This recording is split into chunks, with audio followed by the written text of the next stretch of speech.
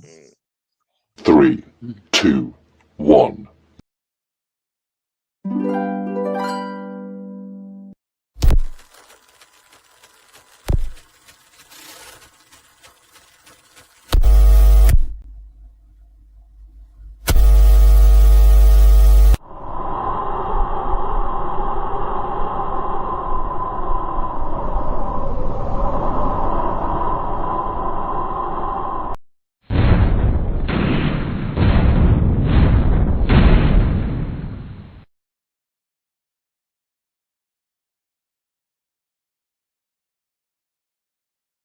Hello, everybody.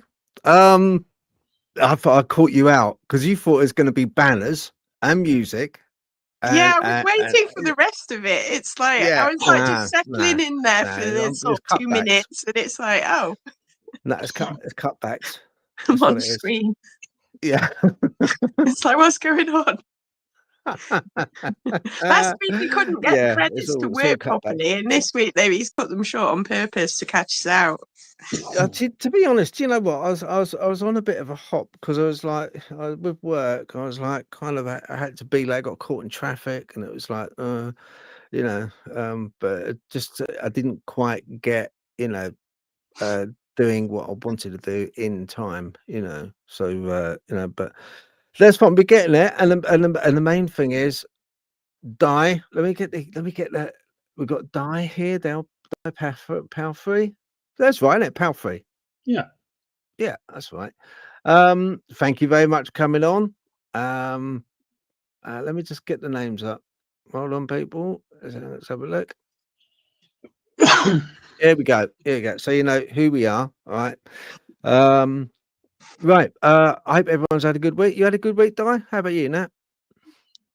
It's been okay. I'm powering through it. It's last minute. Everything's been last minute this week. It's been doing my head in. Tell me about it. But I'm getting there. It's Friday now, so I've only got 2 more days left of it. Hopefully it reset. No. Back to Monday. Yeah, back to Monday. Yeah. That's been on. How's your week been, Di? Cold, wet, and depressing. Yeah, sounds about right. Yeah, I live in Lincolnshire. What are you expecting? It's England, isn't it? It's England. Yeah, well, that's what we said the other day. My friend's daughter was trying to help us with the horses, and I said, "Oh, I'll put her off really quick because it's like typical English weather." And she just went, "Yeah, it's typical English weather. I'm used to it." And I was like, "Oh, right, okay." It's like grey, wet, brown, muddy, dirty, cold. That's what it is, isn't it? It's just, you know, I can remember going back about, well, I don't know, 15, 20 years now, maybe a bit longer, but we used to have seasons. We used to have seasons. You know, it was spring, summer, winter, and winter was, I can remember snow, proper snow, where you'd like kind of have trouble pushing the door open. You know, now it's just blended into kind of one. We get really freezing cold, icy nights. Not much that way in the way of snow, and we get boiling hot summers. It seems to be not so much seasons as extremes of weather. It is random. To be fair, with all the potholes in the road, we don't need snow, do we really? Because we need to be able to see all the potholes at the moment. There's so many. I know. Knocks the stuffing out the car. Complaining of the weather, complaining of this, and all this potholes. Yeah, he's the one. He's the blame. See, we're from the UK. We have to complain about the weather and the roads. It's tradition. We complain. Yeah, we have to complain. It's in our genetics. I was in the shop the other day, and I said to somebody stood behind me, "You can go all over Europe, and you can spot the British. They always form a queue." Yeah, I'm standing and waiting to pick something off the shelf. I've got a queue forming behind me. That is true. The queuing. Queuing, the weather, tea as well. Don't forget the tea. Tea. I mean, midweek when I was talking to Phil, you know, I have a pint mug that says "I love tea" on it. Yeah, and I drink about 5 to 8 pints of that a day. Wow, that's I do as hardcore. well. I do as well in my Dogman Teepee car. We're about to know advertising. Yeah, I know. That's it. Yeah, little As plug you're there. sponsoring Little plug. yourself, Yeah. it's like Oh, please check out the store on links in the description or on the channel actually. Yeah. Bargain for Christmas. Makes a lovely Christmas present. It doesn't come with any tea bags though. My favorite tea is char. I like a char. okay. Bit spicy, but so I'm like that, bit spicy. York, What about you, Di? Which is your favourite tea bag? I like Yorkshire tea. I was gonna say you look like a Yorkshire or a Tetley person. I couldn't decide. I mean, I used to drink tea with milk until I became dairy intolerant. Okay. But then when I was in the military, I did some time in the army reserves. When you anybody who's been in the military will understand the tea that you get in the ration packs. It's like rust remover. It's awful. It's what the hell's this stuff? It's horrible. You know, it used to clean your teeth just swilling your stuff. It's horrible. But I got so used to drinking black tea that when I came out the military and stopped doing it completely, you know, would you like milk? No. Black tea for me, please. Yeah. Just in case they're watching over your shoulder and you know. Yeah, leave the tea bag in. Good squeeze. Yeah, I've heard about the military tea and the military coffee. You know, both of them. They're an experience apparently. Well, it was an experience for me because, you know, luckily I was a quartermaster, so I got the stores and then, right, okay, I'm going to take the Yorkie bars and the Mars bars out the Russian packs. Sausages, I'll have them as well. So you put them to one side, and then anybody with a bit of seniority, yeah. Have you got any sausages? Yeah. What's it going to cost you?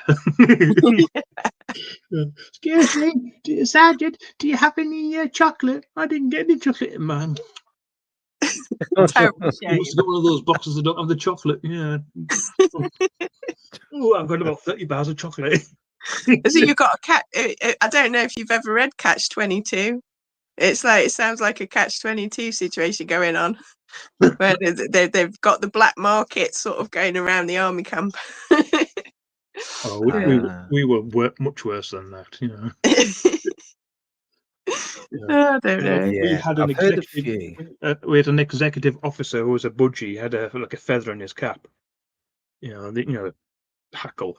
And when we gave the orders for the week, you know, what we had to order up, we gave him the chit, and he and signed that. He didn't realise that on the bottom we ordered some birdseed. He said, "What are birdseed for?" So we put it on his desk, and there's for your bird.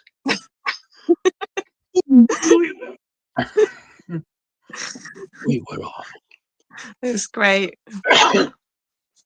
Okay. I just want to briefly say hello to people in the chats. We've got Keith Aston, Larry Luttrell. I'll tell you what, with Larry, hello mate, you're right. Reminds me, actually. Hang on. Now, right, I'm going to show you something which right, okay, let's have a look. Where is it? Might have been a little while. You know, one of these okay, yeah, here we go. Right. Okay, right. I saw one of these posts on a friend's feed, and I'm very fond of this guy.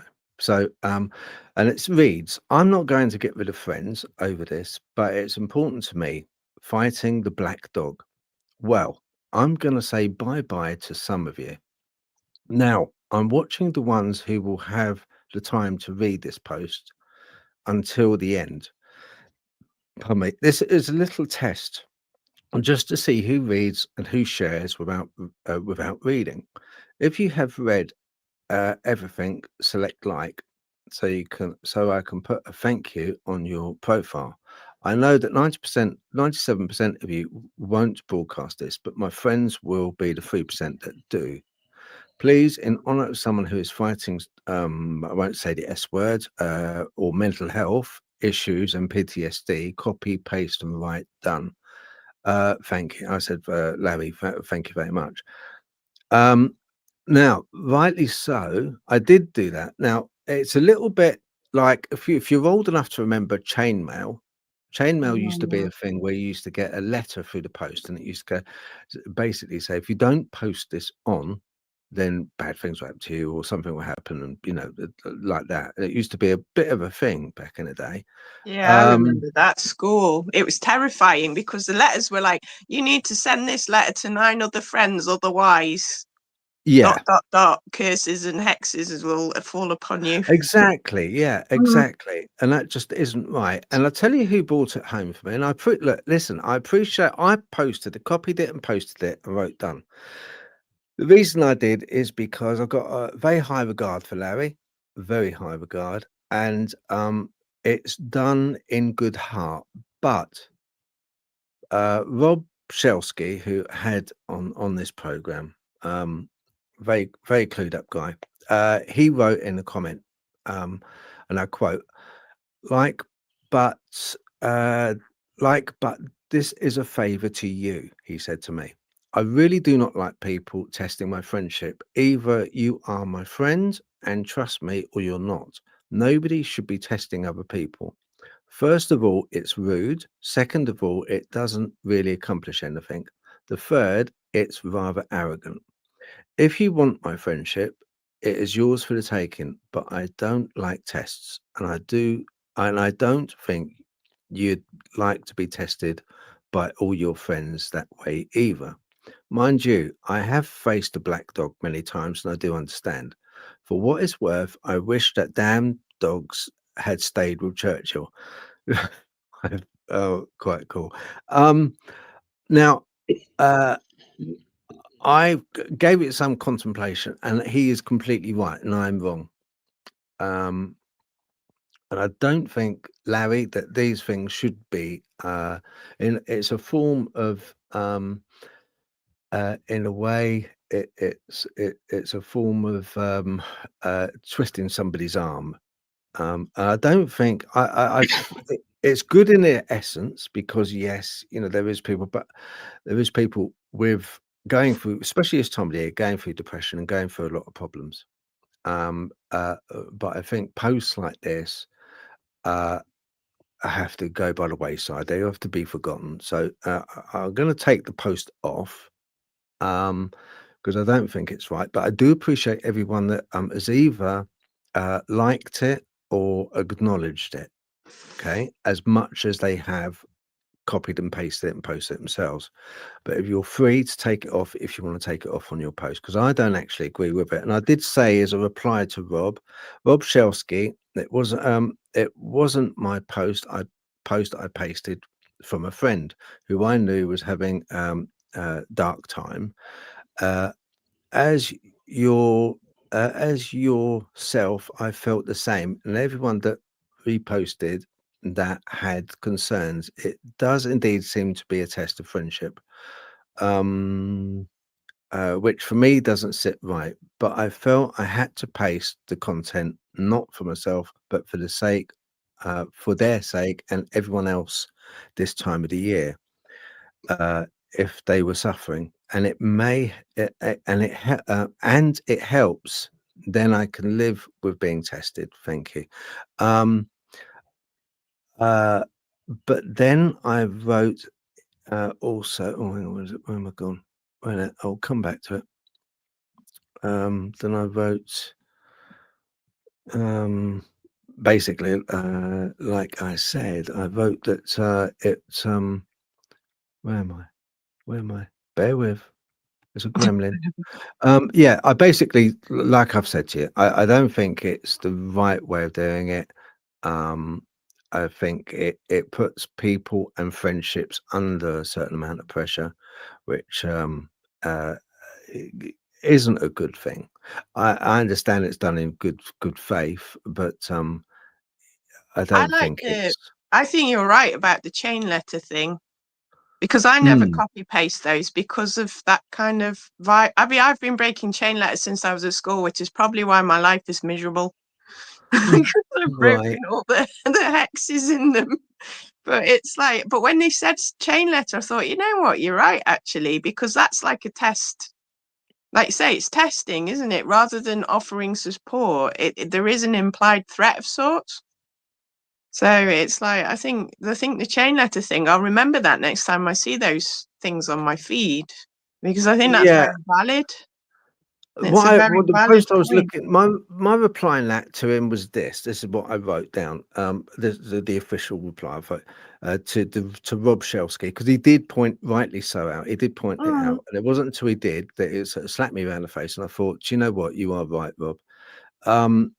So I wrote to him, people that did not carry on the chain of sharing, you are equally kind people because you acknowledged you didn't step over the post. As Rob Shelsky rightly pointed out, it does seem like chainmail and a test after some consideration. He is right. I am wrong. I was just concerned, hence my paste.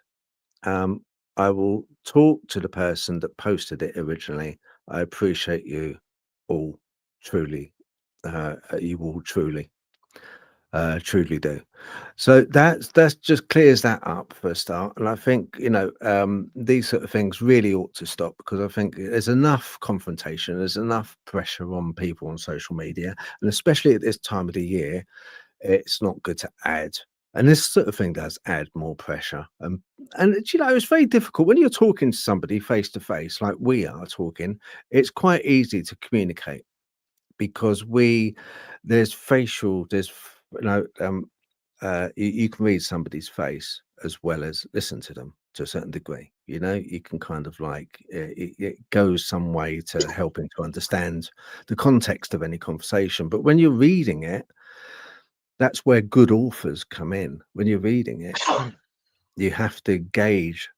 If you don't have the full details and you don't have the background, you have to gauge the context in which it's written. And that was one aspect of reading something and not fully gauging the context behind it from the point of view of why it was posted and the reason it's posted, and you know, so yeah. So anyway, I will take the post down. If anyone's copied pasted it, take it down. I would. Okay, my recommendation. But other than that, hello, welcome, Dai, welcome to the Friday Night Files. Yeah, that's my little thing for this evening, but I do that. We have also Larry Luttrell, Keith Ashton, we have Roxy, yep, Dragonborn Rising, good evening. We have Kate. Hello, Kate. I spoke to you during the week. Lovely. Who else we got on? Dawn Sasquatchista. Hello. Thank you for two moderators. Thank you very much. And also Larry, moderator, and Keith, moderator as well. Ridley, S1D6W. I hope you guys have a great day. Thank you very much, Ridley, and thank you for joining us. Appreciate that. Let's have a look. Oh, Nick Berry. Hello, Nick. You all right? I hope you're doing okay. Yeah, I got quite a few actually. Oh, it's a new one. Let's have a look. Giovanni Henrico. How do I say that, Nat? I'm looking at this on my mobile, so the writing is literally about 1 millimeter high. Dai, how do you say that? Don't ask me, I've got one eye and I not should wearing. imagine it's Enrique, I assume. Enrique, yeah. Enrique. Okay, cool. Thank you. Oh, got Delroy. Enrique, thank you for joining. Appreciate it. Delroy. Hello, Delroy. Let's have a look. Yeah, we've got quite a few. Thank you very much, guys. Thank you. Oh, hang on. Hi, Phil. Evening, everybody. Hello, Peg. How you doing, Pegler? Yeah. Watch out for the high winds. You know what I mean, Pegler. Right. Okay. Dai. Hello.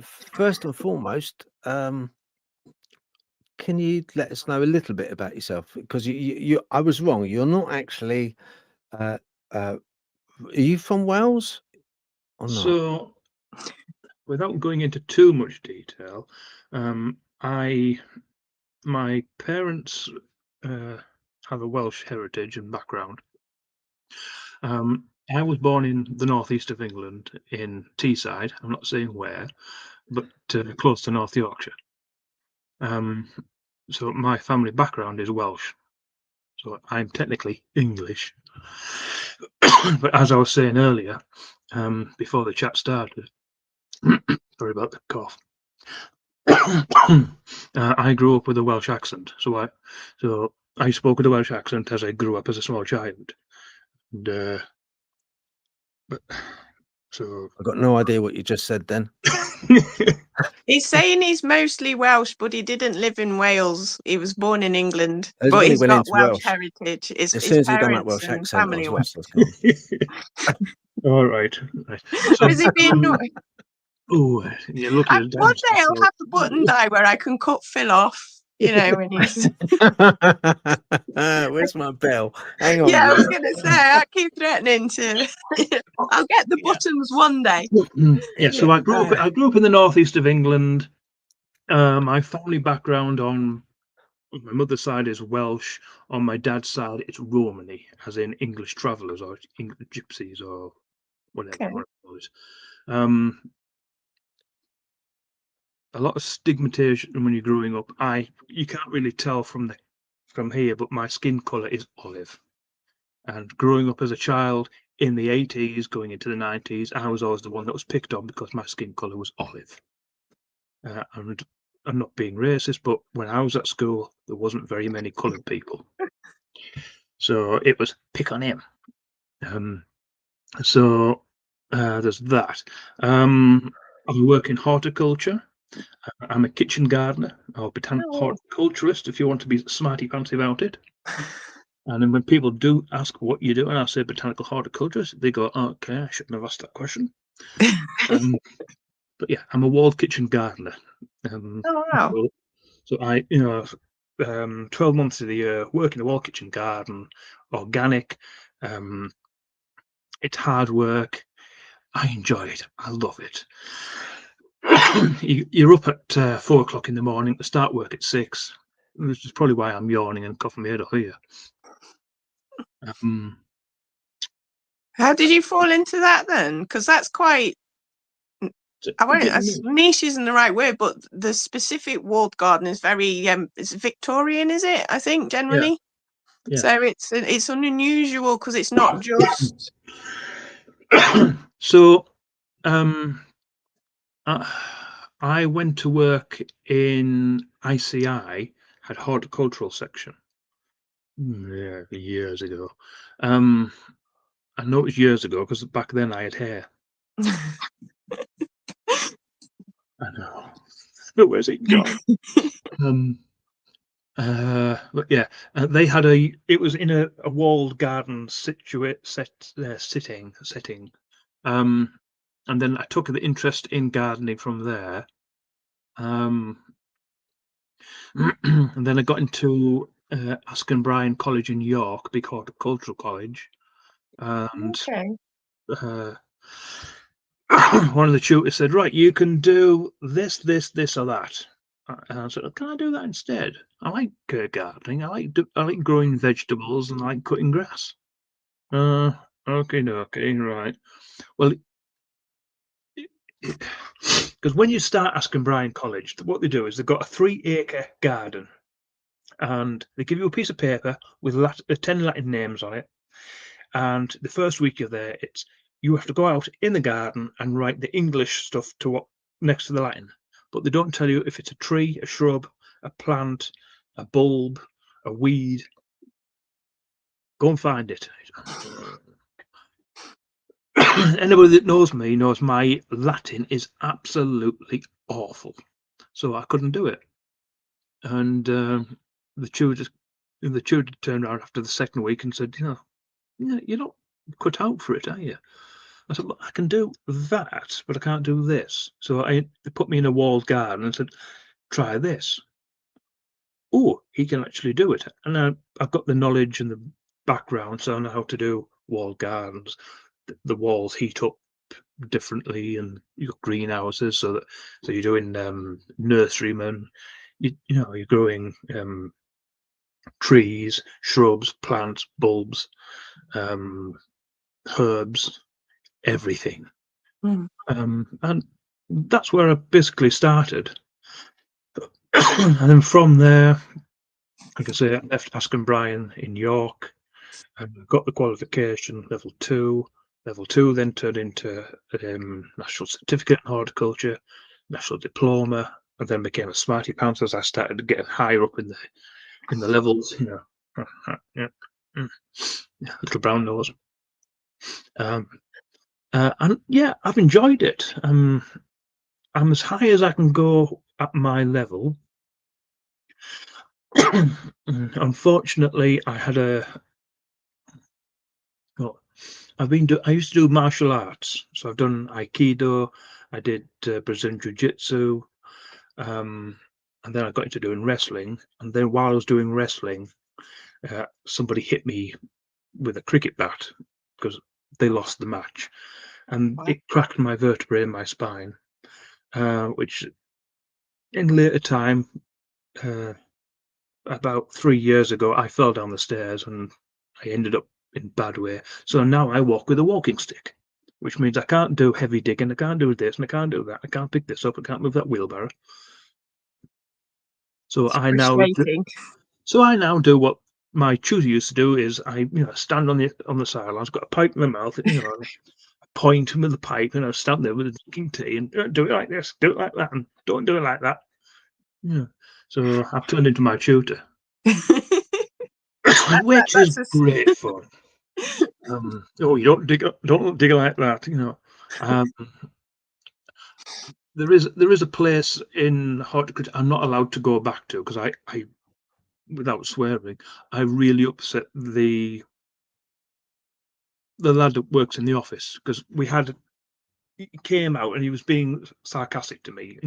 How qualified are you to be different? And I said, look, lick your finger. I said, stick it in that.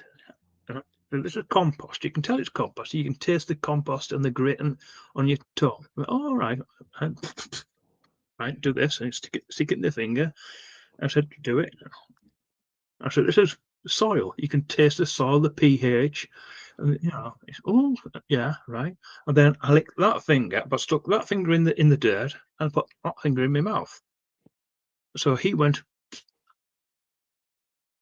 what's this? I said, that's cow manure. I said, mine's on that finger.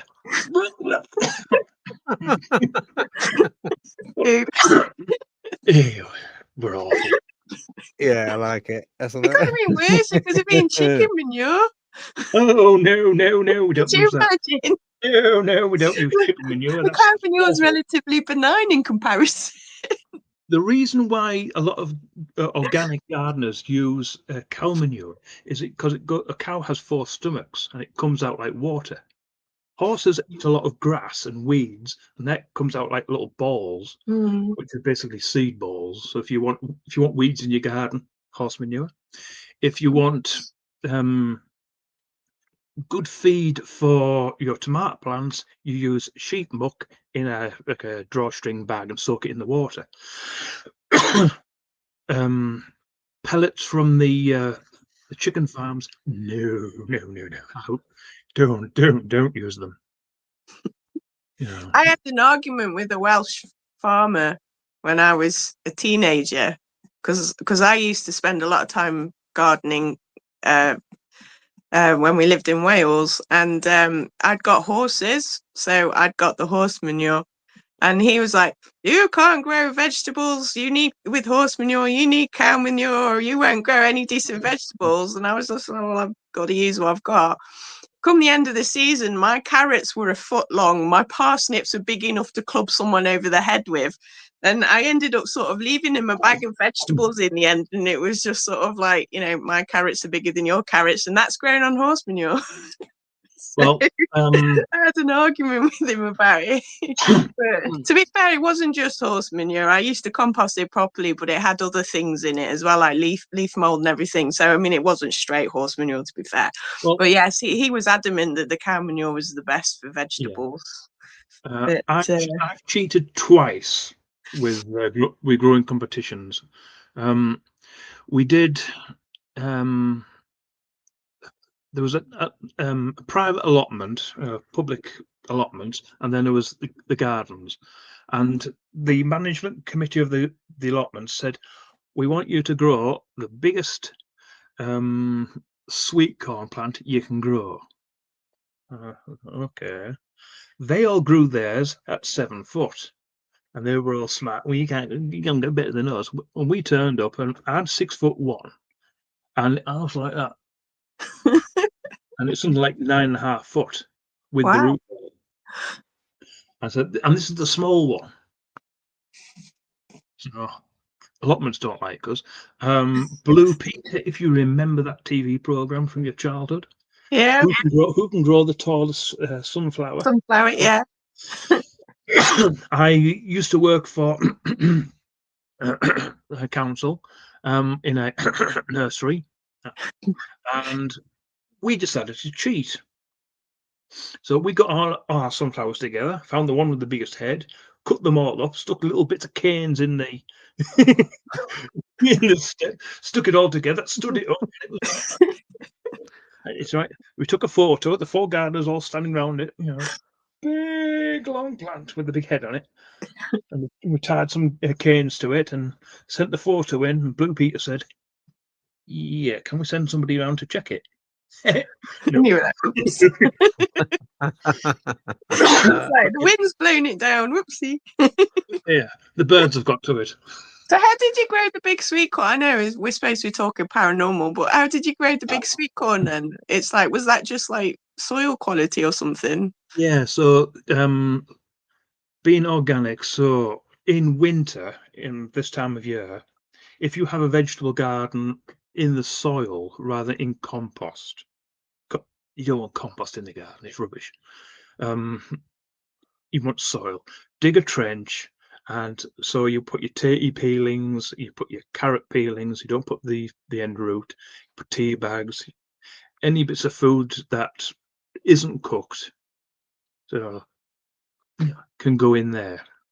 Shovel it in, and then end of the week, just shovel it over.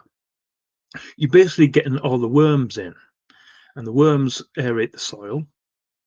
And then, so if you do that, let's say November, December, January, February, March, by April, you come to dig the whole garden over. It's nicely aerated. There's a bit more worms in it. You've also got the cow manure you've put on while it's being broken up anyway. That's all breaking up, and you've got plenty of phosphagen and nitrogen. There's your growth. Off you go. Oh wow. That's the polite way of saying it. The unpolite way of saying, I've got 25 years of horticulture. And that's how you end up being banned from places. Yeah. Or I could say, "Oh well, I'm a druid, so I can just talk to the plants." Well, yeah, maybe that's actually your secret. It's got nothing to do with the soil. It's just like your magic. It's like talking to the fairies. Can I ask it? You being a druid, how long ago did you become a druid? Oh, you have to work this one out. So I was I was brought up as a chapel Methodist as a child. And that didn't last very long. So, of course, in chapel, the minister stands up. Anybody got any questions? And there's always one. Excuse me. I asked the one question that you're not supposed to ask. If Mary and Joseph weren't married, and who's the father? Does that make him illegitimate? get out. So I was kicked out of the Methodist Church in 92. 93, I went to the Anglican Church. I said, will you lot have me? No. Bunch of spoil sports. I then bumped into a friend of mine who is pagan, who said, look, you know, sit down, have a cup of tea, talk to me. I like outdoors. I like being outdoors. I like walking barefoot outdoors. And he said, oh, okay, right. He sat me down. He tried to give me some teaching and learning, some meditation. And while I was doing the meditation, I felt like I was coming out of my body and picking up and a swirling vortex of white light and thinking, oh, hell, I don't like this. I grounded myself. And my friend actually turned around and said, I think you might be better off being a pagan. So you're talking 93, 94 from there. And then from there, wasn't really sure which direction I was going to go in life, whether it could be a general standard pagan, a Celtic pagan. And then I got put in touch with my friend Brian. Brian is a Druid, and he basically took me under his shoulder and said, look, I'm going to teach you, but you need to have the mindset and take this genuinely serious. And for the next 12 years, I studied and studied and studied. I do have a folder in the next room. It's about that thick with paperwork, so I can bore the pants off people. But yeah, I've studied and studied and learned, and you can get tasked with everything. Learning about trees, water. Trees can speak. I mean, you can get a sound device where you can plug it into the tree, and you can listen to the tree echoing and making noises. Or you can just meditate and put your hand next to the tree or hug the tree and share the energy. But you learn different skills and different aspects. It's not just the gods and us; it's the deities, the land, the energy, the surroundings. So paganism is the paganism is the basis, is it? But is the trunk of the tree, and Druidism is like a branch coming off it. It's one of paganism is the branch of the tree, and there are many different paths at the top. It's like Christianity. Christianity started as that, and then it's branched out. You've got Catholics, Baptists, Anglicans, Methodists, so forth. It's exactly the same in paganism. So so I learned how to become a Druid. I got taken to the National Eisteddfod in Wales, and yes, that's where I got my nice frock from. Doesn't it look nice on my bum? I did originally have a lovely white nemes, which is the proper headstaff. But I was at a hand fasting ceremony in Saltburn, in the northeast, and the wind took it off. What, blown away in the wind? It flew away in the wind because it only went round your head and it held down. Because as the wind got up, it flapped around and then it went. It's like, I'm taking that. Yeah. So a friend got me a nice like a big white shawl. So I thought, fling that. My husband goes, oh, for God's sake, he's got that out. I'm going outside. Yeah. It's like the world's flounciest dream. Yeah, thank you very much. Yeah, so I've done the Eisteddfod. I'm a member of the Order of Bards, Ovets and Druids. Don't really like going to the events because there's a lot of that, and I'm just sitting there. But yeah, I have a walking staff, which is not the one in the photo. It goes a completely different route here. So putting a long story very short, I walked through a patch of woodland, barefoot. Trees were out, the leaves were out. I walked through the path. I'm only there by myself. It's a very quiet little woodland. I went down a path, turned around, and I walked the same path back. And as I walked back down this path, there was a stick leaning against the tree. And it was, where does it come from? There's nobody else here. So I thought it was a gift. I took it as a gift. Thank you very much. And I've kept it ever since.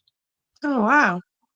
Now, argument could be, is it from the deities? Or is it from a wild man? So Is it in the Druid tradition? Because you've had years of learning the Druid traditions and rituals, I guess. Is there recognizable not deities, but is there figures like wild man in your traditions? yeah, I mean, a wild man from mythology could be the Green Man. A wild man is seen by many as the person for the outdoors, the protector of the land. Well, we looked at the other week we were talking about the Green Man and the follet heads and which sprouting leaves and other that you often find carved into churches and other places. And they were, as far as I can gather from doing research, they were kind of like a depiction of the spring, depiction of nature in bloom. Yeah. It was well, let's imagine that you're back in those days as you can't read, you can't write, but England was a bit more greener than what it is. You're looking at the woodland and a face looks back at you. Now we would say, is it a wild man? Is it something, a creature in the woodland, popping its head outside the trees and looking at you? And you go, oh, hello, that's a funny face. I'll carve that into the stonework. Possible, right? Yeah. Again, we don't know these things because a lot of information has been lost. Yeah. So it's a lot of guesswork. I mean, so you could say that this face is the Green Man. When in other fact it could be a wild man going, yeah, and look at these people cutting this big building together. Ooh, and just be nosy. Is it true that with Druids you of all the trees you revere the oak more than any other oak tree? I'll tell you why, because from Druids believed to come from the Celtic word for oak Noah. You get oak groves, yes.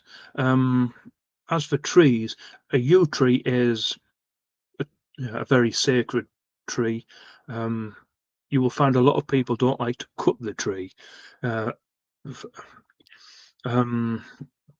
Yule log is only taken from a dead tree if it's lying on the floor. You don't never take from the tree. What else? Holly is a very sacred tree. Rowan is a sacred tree. Put ruin up, it stops the witches from coming near your house. It doesn't work. Trying to find the one that stops the Jehovah's Witnesses coming to the house, but I think that's the holly. How do you know it doesn't work though? How do you know it doesn't work? I've tried. You know there's a witch going to enter your house. I mean, if it was me, it would have been like some time back, but the mother-in-law, Yeah, I'll be careful. My mother-in-law's a witch and she's downstairs. She's not watching this. She's watching this, blimey.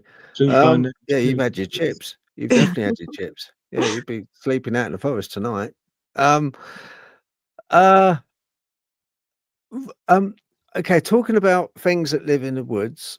Um, just a little segue onto this. Dogman and your Dogman research. What made you start? What made a guy that you're very you strike me. I've spoken to you for a little bit now, haven't I? You know, over this week, and you're very matter of fact. Um, you're not a Billy bullshitter, basically. You know, you know, you strike me as being quite sort of direct, honest, and blunt. And what makes a guy that like yourself say that you research so avidly about Dogman? What started it? Right. So, in 2007, I was walking and rambling on the North York moors. I got to a place called Osmotherley. Now, Osmotherley has a ruined priory, but you go through the village right up past the chippy, and there's a little path road goes to a hermitage. It's a nice little out the way spot. And while I was up there, I thought I'd have a picnic, as you do. I went past the hermitage. I'm thinking, oh, for flip's sakes, the toilets at the back were closed. I can't go in there. I'll sit under the trees overlooking this farm. And I sat in the trees, I'm eating my sandwiches, and 200, 300, 400 yards in front of me, I mean, I've got a little path and a wall, and then it's just fields, farm. And the sheep, you've got to imagine that sheep are tiny, they're in the distance, but they're over here. And then something caught my eye. It looked like it picked up a lamb, and it went across the field, and then it stood up, ran at speed, jumped a wall, and then it ran. I'm thinking, what the is that? And I was interested, but I shouldn't be out here walking. Got home as fast as I could. When I got home, I started looking it up. What dogs come on? Dogs or shapes come on two legs. Can't be that. It can't be a werewolf. We don't have werewolves in this country. They're only myth and folklore. And then that got me interested. And then I stumbled onto some videos by the late Mitch Waite, who was an American Air Force major. He's since passed away.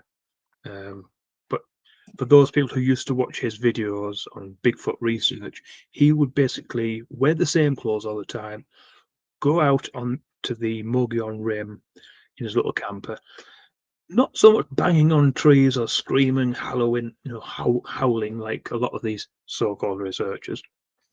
But he would go out there and he would basically film like what you do with your stuff, and you'd film the countryside, and then you would comment on the video at tag this and at this if you saw either a face or image, and through that, it became a community. There was a small core value of us who would watch the videos constantly every week.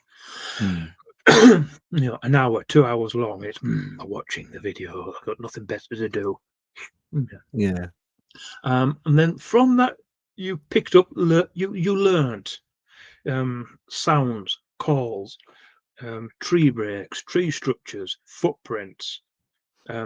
Different calls meaning this, different calls meaning that, or what you thought were. And then from that, I started learning, UK wide. What do we have in the UK? So I started looking into folklore and thinking, well, hold on. If these creatures are out there in America and Canada and in South America, what do we have in Europe? What do we have in the UK? Oh, well, we can't have this, we can't have that.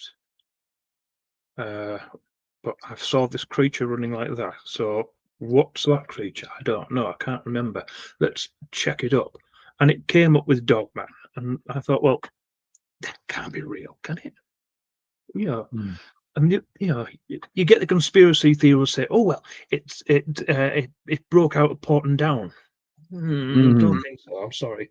Porton Down's chemical, and that place is tightly locked up, so I don't think it's going to get out of there. Is there any abandoned tunnels, caves?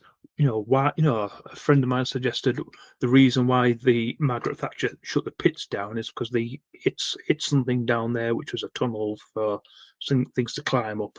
You don't know. So from that research, I got into doing group research. I became a part of the Northeast research teams, which were 5 members in a team, 5 teams covered from Northumberland down as far as Scarborough. And I was the North Yorkshire group, and you'd have one non-believer in the group who'd question everything, which, to be fair, it helps. If you have it, I don't believe that a couple of twigs on the floor is a glyph. It must mean this. It must mean that. Off. It's a twig. It's fallen off the floor. End of. Yeah. If something's gonna crack a tree and make a signal like that, then they're gonna miss this twig on the floor, aren't they? Just imagine, a Bigfoot running through America. He said he put the marker out. I can't find it. Too many twigs on the floor. Yeah. So you question everything. So a lot of the videos I've watched, I question things and question that.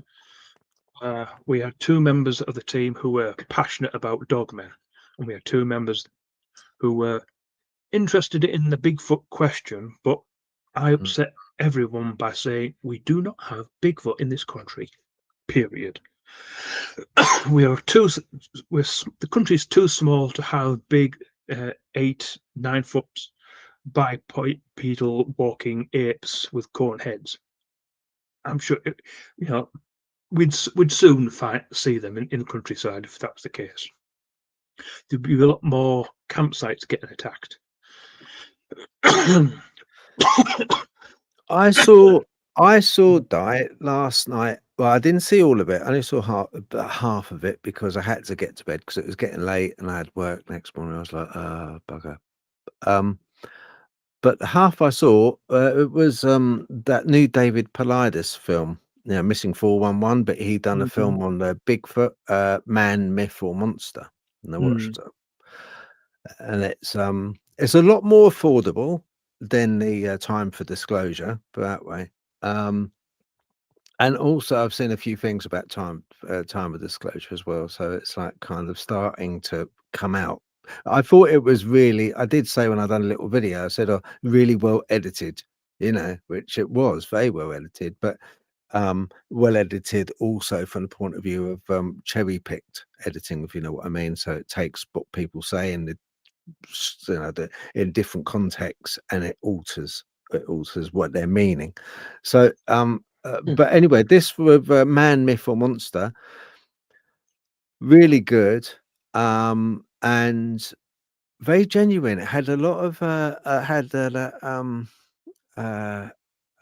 lot of Bigfoot people, big names in the field on that, and they're all pointing towards the same thing, that they are not, they're physical because they leave footprints. They're physical because they interact with trees and whatnot. And there was one where a woman, she was an American Indian, I believe she was. Anyway, she was at home on her own. She lived out in the sticks. Her husband had gone off working, and she heard something heavy padding round the cabin. And now this woman, you'd absolutely, you can tell that she's not making it up. She's genuine. When she was talking about it, it was in the way of her. Polidas had turned up at her door and was sat in the lounge talking to her, and she was having like a coffee, American, so having a coffee and having a chat, and she was absolutely scared when she mentioned that she heard padding, heavy footsteps around her cabin, and then the doorknob went, and then the door opened, and she said this large, hairy man. That's the way she described it. It was a man, but hairy man was just looking, staring at her. And she wasn't scared at the time. She just froze, and then it turned and ran off. The pace of it went, it was crazy fast. But the way it's all pointing when you're watching the film is towards they're using portals. There's a paranormal element to them, Di. There's a paranormal element. I think the same goes for Dogman, Di. Well, at the end of the day, we are researchers. We're not experts. Mm. We're here to study, learn, look, learn, listen, write it down. I mean, that Finding TV program where 4 people go out into the woods, one's a skeptic and 3 people are claiming to be experts at screaming and banging trees. How many seasons was that? They didn't find anything. I mean, experts. Yeah. Portals, possible. Another dimension, possible. Again, it's not for me to say yes or no, but I've got an open mind with that. It's like the argument of ghosts. You die and you go to the other side. If you're not Christian, you don't go to heaven. Where else do you go? A friend of mine said, "Okay, a cow dies in the field. Where's the ghost of the cow?" Don't want to go there. But yeah, where are ghosts coming from? Yeah, a ghost in the same, door we've gone through. Yeah. Do you think it could be a case that all of these things manifest, and usually these things manifest to a individual or a very small group, but usually to an individual? I would say 75 to 80% of the time is usually an individual like yourself that saw something, pick up a lamb and went running across the field, went on bipedal on 2 legs and jumped over a fence. But you saw it. It wasn't en masse. It wasn't The argument there is, was it down to, is it because I'm spiritual? Is it because I have Romani heritage? Is it because I like being outdoors? I saw that. Or was the Dogman creature not cloaked? Or was it running to get into a portal? Or, again, you don't know. I mean, do you think it could be that these things manifest in a way that is perceptively acceptable to the individual? So Natalie might be the same origin. Natalie might see a ghost, or what you saw, Natalie, in the woods that time. You might see that. But Di would see a Dogman. I would come and I would see a Bigfoot. It would manifest depending on the person perceiving it. Do you think that could be it? Do you think it could be a central origin? Possible. Anything's possible. Interesting, isn't it? Because it's sort of all of these cases. When I was watching a film last night, it wasn't just the case that they saw a Bigfoot. What was most interesting was these people not only witnessed that, but in their life, they've also had experiences of paranormal. And that's what they don't get. They've had experiences of orbs. and it shows it on the film. These, but there's a photograph where this woman took this photograph, and it was with a instant camera, and it just shoots out, and it was as clear as day. It's a most fabulous orb, not just a white, furry, white kind of blob. It was a properly defined, almost like an eye. It looked like a blue eye. It was oddest thing. Have you had since seeing Dogman or prior to Dogman, have you had any paranormal stuff happen to you? Oh, yeah, the house I grew up in was haunted. As a child, I was told I sat on the end of the bed talking to a little old woman. If we sat in our living room, and it's a shame, both my parents have gone over to the other side, so there's no witnesses now. But because we had the front room door had glass in it, and the stairs were the other side. If you sat on the sofa and you could see from the corner of your eye, a black shadow used to come down the stairs and past the door. Never really bothered us. I've been, before I got into the military, I was in the Army Cadet Force. I was an instructor. The building that I was in was an ex-RAF building on an old aerodrome. The building had been broken into previously. I was in the building by myself. I was up on the first floor, another part of the building. The building was locked. Power was on. Power went off. I don't know. That's not supposed to happen because it's a big, heavy switch. Came down the stairs, checked the building, put the power back on, checked the building again. Nope. Freezing cold, but only me there. And as I was walking up the stairs, an RAF officer in full dress uniform walked straight past me on the stairs, turned and went into the office, but had nothing from the knees down. It took me a week to go back in that building. And then, not long after that, there's a friend called Chris Huff. He won't mind me mentioning his name. He does a paranormal research for the Northeast. He has a YouTube page. And if you want to look it up, it's called Thornaby RAF.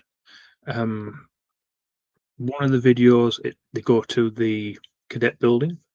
He goes in the building, goes up the top of the stairs, and puts a REM pod box on the floor. And he basically has a conversation with the RAF spirits in the building in real time. And I'm stood there going, huh? No. And it blows your away, it blows your mind away. It's Is it Thornaby? What was it? What was the name of the Thornaby group?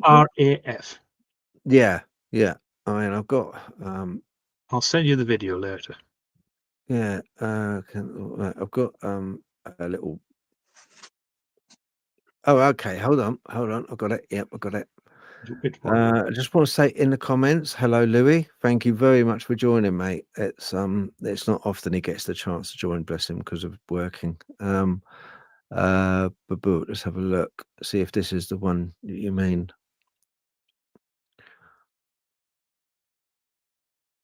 It was quite a while ago. This photo's taken. It's an early aerial photo of Thornaby Aerodrome. A plane. Oh. King George were having at Thornaby. Yeah, Thornaby used to be a coastal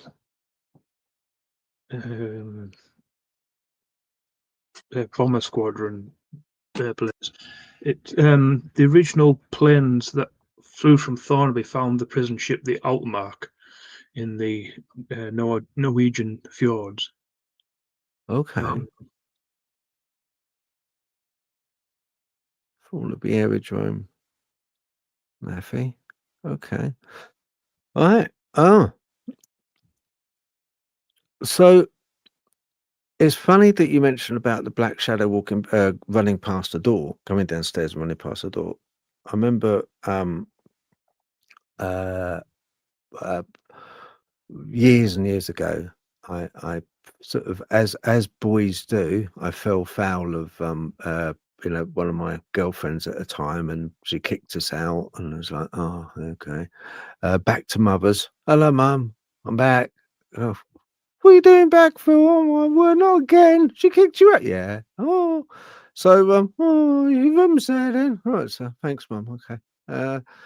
And I remember being in a lounge, and I kind of was watching TV. Mum was out at the time, and she had a glass frosted door between the lounge and the hallway. Anyway, no light was on in the hallway. It was, in the evening, dark. So the hallway was dark.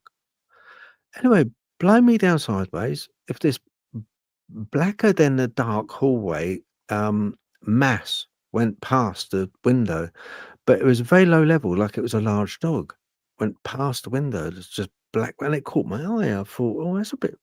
It's just like you sort of question yourself. Oh, I started to see something move out there, and I went out and I turned the light on, couldn't see anything. Always had a bit of a bad feeling about it. Was a masonette it was a custom made masonette, one of 4, and this was a ground floor one. But always had a bad feeling in the walking up the side passageway, because the front door, being a ground floor one, was on the side of the building, so it's like long narrow passageway coming from the garages at the front, or the front yard and the pavement at the front. It was very narrow, very dark, and it felt bad. But the hallway, yeah. And I said to Mum, I said, oh, you saw it as well, did you? Yeah. I said, what, you see that often, Mum? Oh, yeah, quite often, Phil. Yeah, because there's nothing. It's what you see it, so it doesn't matter. But yeah, it's like a really black thing going past. Not very big though, is it? No, it's not, Mum. And so I used to see that regular at hers through the window, and you saw the same type of thing. Odd. So once again, is it a case that you get these people that poo-poo it? I don't believe in any. I don't see anything like that. Is it like, I know with Natalie, she's seen, she's had paranormal experiences. The same, haven't you, Nat? Lots of random different ones. I've seen orbs, shadows, figures, or senses. I've seen things that look like black lace falling from the sky, or like, say, with the animals, it's like one of the cottage we used to live in Wales. Every so often, when you'd come in and open the door, there'd be like a dog that run past you, and you'd always look down and you'd be like, what was that? And it took me a little while to realize it was like a dog. And so I've seen spirit horses as well. And yeah, so I mean, there's all sorts of stuff. And like, say, things in the woods, or shadows, shadow figures, all sorts. So it's like, that's what amuses me when people say about the very often paranormal experiences, and they lump it into one category or another. Whereas, like you say, when you're out in nature on your own and you're kind of just vibing, it's multi-layered. It's It's like when you said, where do cows go? And I was like, well, back to the cow collective to become another cow. It's like, it's like I don't think we tend to have ghost animals very often, because they just go back to their source.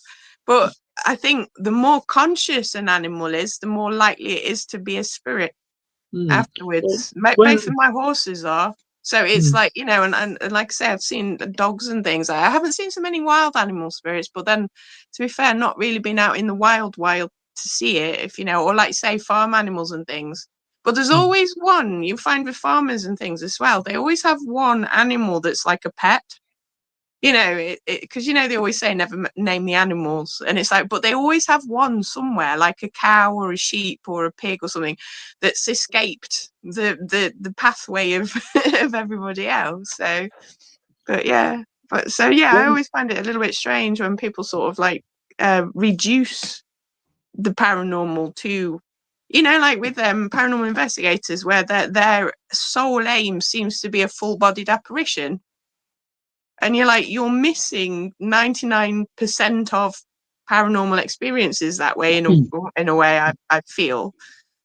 because that is, you know, my theory was that orbs are people in spirit, because a circle's an efficient shape to be in.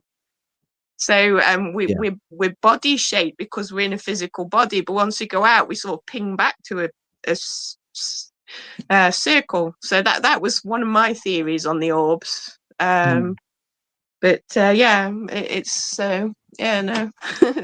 With the response to pets, in my mother's house, I mean, my auntie used to have a little a Lakeland Terrier, a little stumpy tail. We absolutely adored her. She came to our house often, and she was a part of the family. But when she died, she was in another house, the other side of the town, and she's still buried in the garden under a rose bush. But my mother said to me, "Yeah, you've seen it, haven't you?" I was stood in the kitchen washing up, and I was talking to my mother through the hallway, and I could see this little brown dog run down the hallway and into the back room. And hello, I've just seen Cleo. My mother turned and said, "Yeah, I saw her the other day." So yeah, dogs are part of the family, and we treat them like part of the family. So if they're gonna hang around us, they'll stay around us. Yeah, dogs seem to be more capable of being in their shape than a lot of things for some bizarre reason. Because it's I mean, with horses, I tend to find that they quite like channeling through other horses rather than appearing as a shape. But you sometimes know when they're around, even if you can't see them, if you know what I mean, because they'll channel through other horses, and they'll look at you and they'll do exactly what the passed on horse used to do. And you're just like, oh, you know, hi, you've popped in to say hello, and then they're gone again, and then the horse is back again. And I've also had horses. One of my friends had one horse, and she swears down that the soul of another horse came in that she'd lost, came into this horse that she acquired. She said because he was one kind of personality when she got him, and then he just seemed to, like, you know, go a bit strange, and then all of a sudden his personality changed and he became like the horse that she'd lost, down to all the mannerisms and everything. And we reckon that when she got him, his soul sort of like left, and her old horse came into the same body, like a walk-in. You know, with people you have the theory of the walk-ins. And she swears down, and he was a completely different horse afterwards. It was very strange. We had this conversation quite a few times, because she used to see her old pony's legs in amongst the herd, and her mum would be like, "There's only supposed to be 5 horses in that field, but I swear I can see 6 sets of legs." But dogs seem to be very much able to hold a shape. You know, I've seen a brown lab in a house that I was cleaning, and it even scratched on the door because I thought it was their two dogs. I opened the door and there's nothing there. And but I then sort of saw a brown lab sort of go past, and then I found out that their 2 dogs were in one of the different rooms, and they'd got a Chesapeake Bay and a mongrel. And I was like, no, this is definitely a brown lab. So it's like, you know, and I couldn't even tell you why I knew it was a brown lab, but I sort of half saw it. So yeah, it's quite interesting, like all the different ways that they manifest, I think. And like you say, whether it's your perception that allows them to manifest a particular way, or whether they have a stronger, like you say, consciousness from being around people more, or, you know, so they're more individualistic. I don't know. It's something that I ponder. Well, before I moved to sorry, very quickly, I'll let you talk. That's fine. We'll bring you back into the conversation in a minute. Before I moved here to where I am now, I lived in a house with my partner and a friend, and occasionally on the night time we used to see this white bit of what the flipping hell's that? You've seen I mean, we didn't put the TV on, so we have an open log burner. It's into the room, small house. Yeah, I've just seen a white thing go like that. And then we went. It's only when we all moved out the house. He brought the ashes of the cats he had, with him, and it's you're supposed to have scattered them, not keep them in the cardboard box in the loft. No wonder we had cats in the house. I just want to say hello to Mike from MT Paranormal. People, if you haven't checked out his channel, I'd advise you check out his channel. He's another brilliant investigator. Boots on the ground. He gets out there in some of the sketchiest forests and woods you could want to meet. He's primarily a paranormal investigator, but he has come across some really fluky stuff, really strange stuff as well, not just paranormal. So, but yeah, I just want to say hello, Mike.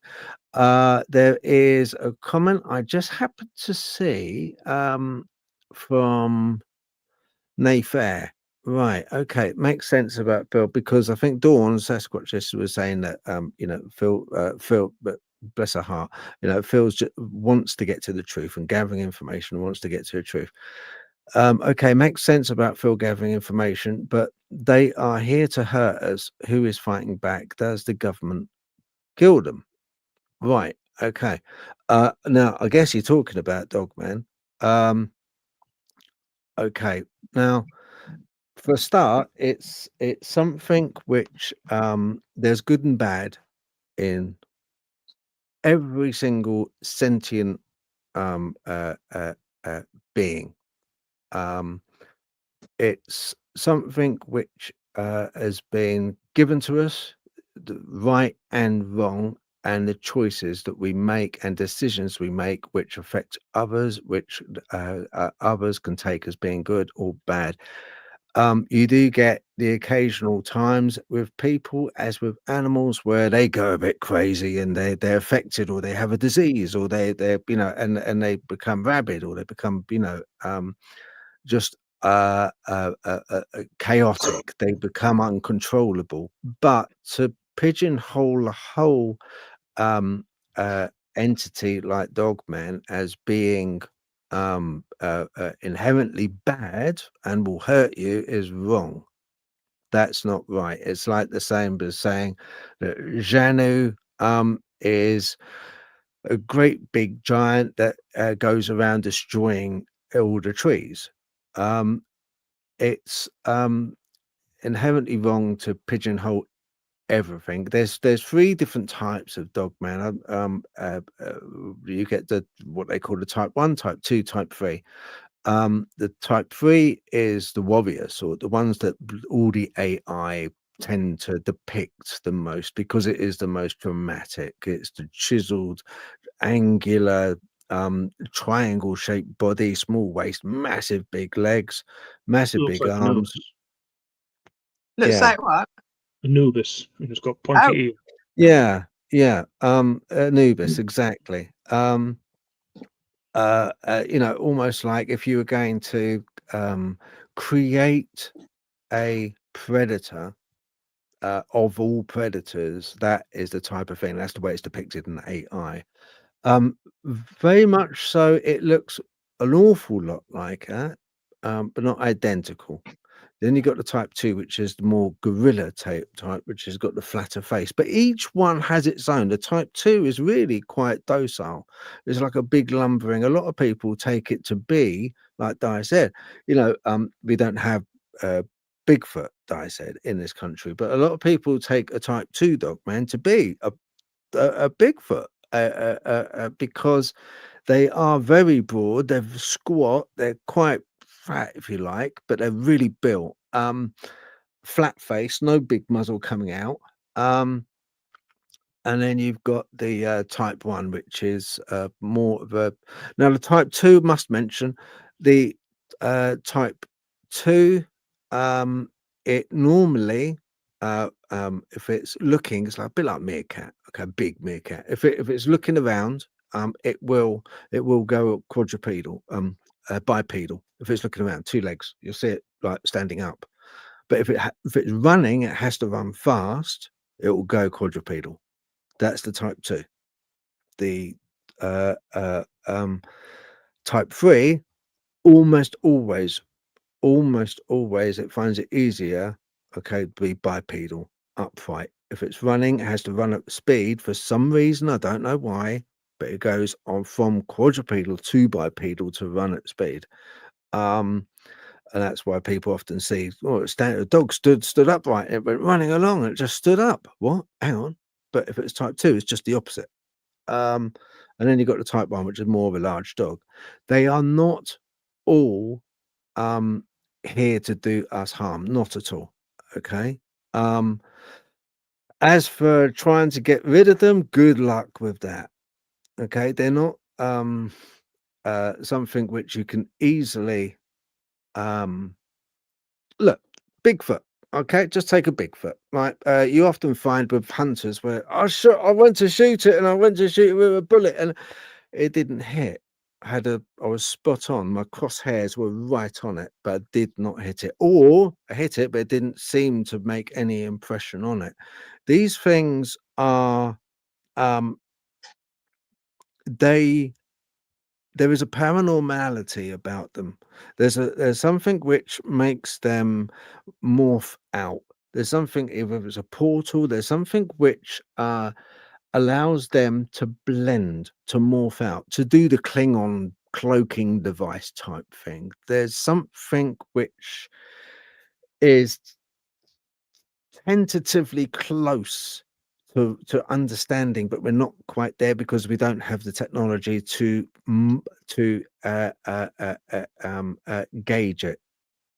We don't have that technology yet to have that to recognize what they're using. And no matter how much we can guess, no matter how much we can, but when Layfair's saying about they're all bad, they're not. A type 2 is really quite docile. Honestly, there's a type 2 right close to where I am. I'm absolutely close. I've seen it, and I very often I visit it. It's very often I see it. Docile, big, but docile.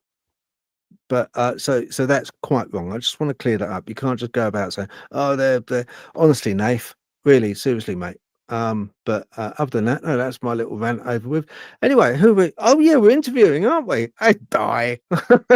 I would just add into that little conversation from my research and from the years of doing it. I would say that dogmen are more the protectors of this world. They're here to keep everything in balance and keep it in. They're not interested in us. If they were, then we'd have more kills across the country. But they're not interested in us at all. They'll ignore us if we ignore them. All right. Can I ask you something? And this goes to you as well, Natalie, and people at home. All right. Let me ask you this. Now, let's take it to be a type 3 dogman, the one with the long muzzle, the claws, and the looks like something which has been generated as some people would say, oh, the government's made it, they've genetically made it into a fighting kind of ultimate soldier. They haven't, but just trying to, the Labour government is screwing the country up. I can't see them making how the hell they could never get anything like that together, for God's sake, could they? Honestly, they have a hard enough job as it is just finding a toilet in Parliament, I think. I mean, they're absolutely everywhere. It's not a politics program, but yeah. But yeah, Starmer, you prat. But so what I was going to say was, right, just take it like this. But my question is, through evolution, every animal through evolution, its surroundings and environment has dictated the way it looks, even to the point of its prey. It will evolve certain traits depending on the prey that it has grown to feed upon. Do you see what I mean? If it's feeding upon a rabbit, it's going to be lightning quick. It's fast twitch muscle groups are going to be like boom, like that off. If it's feeding on something big, prey, an elephant, a cow, or whatever, it's gonna become more of a pack animal. Okay, to bring that large creature down as a pack, it's going to have so all creatures, including ourselves, because we've lost a lot of good things. We've lost a lot of our eyesight. Our field of view has deteriorated. We don't have fur all over to protect us because we've got these silly things, which is not a bad thing when you see my gut. But so we've got this. We've lost an awful lot of senses. Our sense of smells, awful. Our sense of hearing, awful. Because of evolution, because we've done this to ourselves, we progressed. And as we progressed, we've lost a lot of things which we ordinarily would have used in nature. We would have needed, because we would have been prey as much as predators in nature. But back to my question, with the type 3 Dogman being the way it's in going by that evolutionary stance, why does it look like that? What would its prey be? Why would it have such claws and teeth? Well, thinking of its environment. So a lot of research will say it travels up and down the country. Research says that we don't have a vast amount of them. We've probably got a very small handful of them, if anything. They're not a big breeding population, so again, small. If they're traveling from the Cairngorms down the country and then back up the other side, that's probably where they're being seen, here, there, and everywhere. They'll be staying rural, so they'll be in old mines, in caves, in old buildings. A lot of urban explorers say they hear loud sounds in empty buildings when they go walking around with the torch. Not something I can do anymore. I get scared just going to the toilet in the dark. I've got but yeah. So what are they eating outdoors? Well, there's plenty. Seasonal wise, there's a lot of dairy cows in fields all year round. There's a lot of sheep on hills. So again, a lot of meat. We've got a lot of deer in this country. A lot of rabbit, foxes, badgers. A lot of roadkill. Any stray dogs that wander off the leash might disappear. I think there was a video somewhere of a bodybuilder in the UK. Was it UK or the US? Who basically went on a carnivore diet, and he got ripped just from changing his diet from fruit and vegetables to meat only. His weight went and he jacked up. So if bodybuilders can do that, a creature living outdoors eating venison, beef, lamb, rabbit, and so forth, maybe catching the odd seal along the coast. If they're in Scotland, if any dead whales wash up, then you got blubber and whatever meat. So I mean, there's plenty of food out there for a creature to get. And there's plenty of exercise running around and fields. I can't really imagine them in the woods going, "Oh, I've got a tree trunk." Oh. Deadlifting the tree trunks. I need to do a couple of sit-ups. Maybe that's what all the branch cracking is. It's like they're doing the sit-ups in the trees. Yeah, pull that branch over, pull that tree over, right? Oh, hell, there's somebody coming.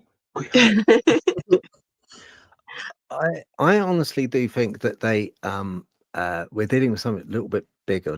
This is what I think. I think that the reason that they look the way they look is because they are, like you said, they're rightly so. They look like Anubis, and they are natural, the most natural and indigenous protectors of this planet. And the reason that they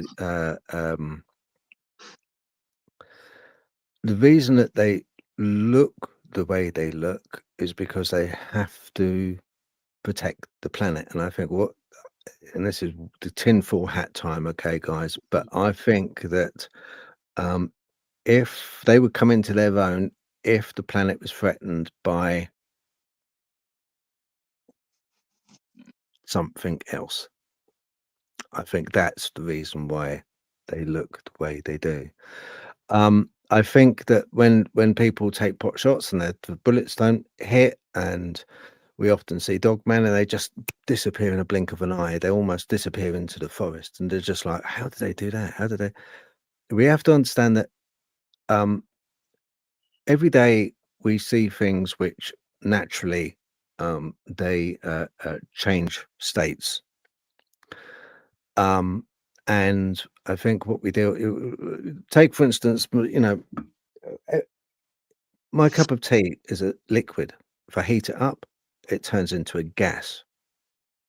If I go out into the cold, and it's cold enough, that will turn it into a solid. So that one drink has many states it can turn into. And it's much the same with what we're dealing with. And I think that is why when we see orbs, and very often we see orbs associated with these things that we see, and we see orbs associated with paranormal. I think it's a matter of change of state. And I think in a way, Natalie, you're completely right when you say that, with ghosts, they are, in a way, spirits. They're a state of energy, a changed state of energy. And I think it's utilized the same with Dogman. I think it changes states. Bigfoot changes states. I mean, Keith will tell you that with the Xanu, they shimmer. You can see a shimmering. It's a change of state. That's all it is. But to us, it's like, wow, and it looks like heat on a road.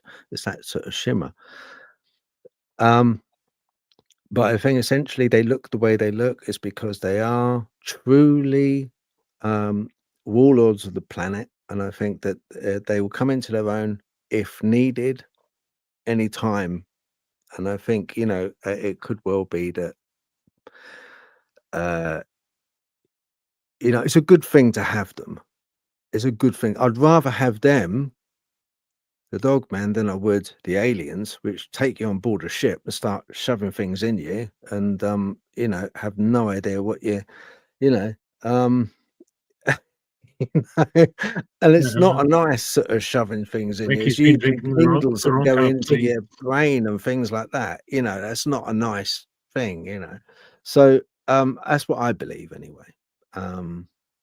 But who knows for sure? No, nobody knows. It's just a supposition on my part, as it is most people's. So, do you both think that Dogman was here already? Because there's that other theory that Dogman was something that was left behind by other races. Phil and I have had this conversation previously. Back in prehistory, Xenocephali or the Dogman or the Dog people they lived in northern India in the mountains up there. They were well known for traveling and masters of the ocean. They could travel anywhere. I think it was, you were saying it was Alexander the Great had something to do with them, Phil? Sorry, yeah, that's right. Yeah, Cynocephali, a race of people. They're Indian in origin. I believe the part of India was called Uttar Pradesh, in a cave system up there.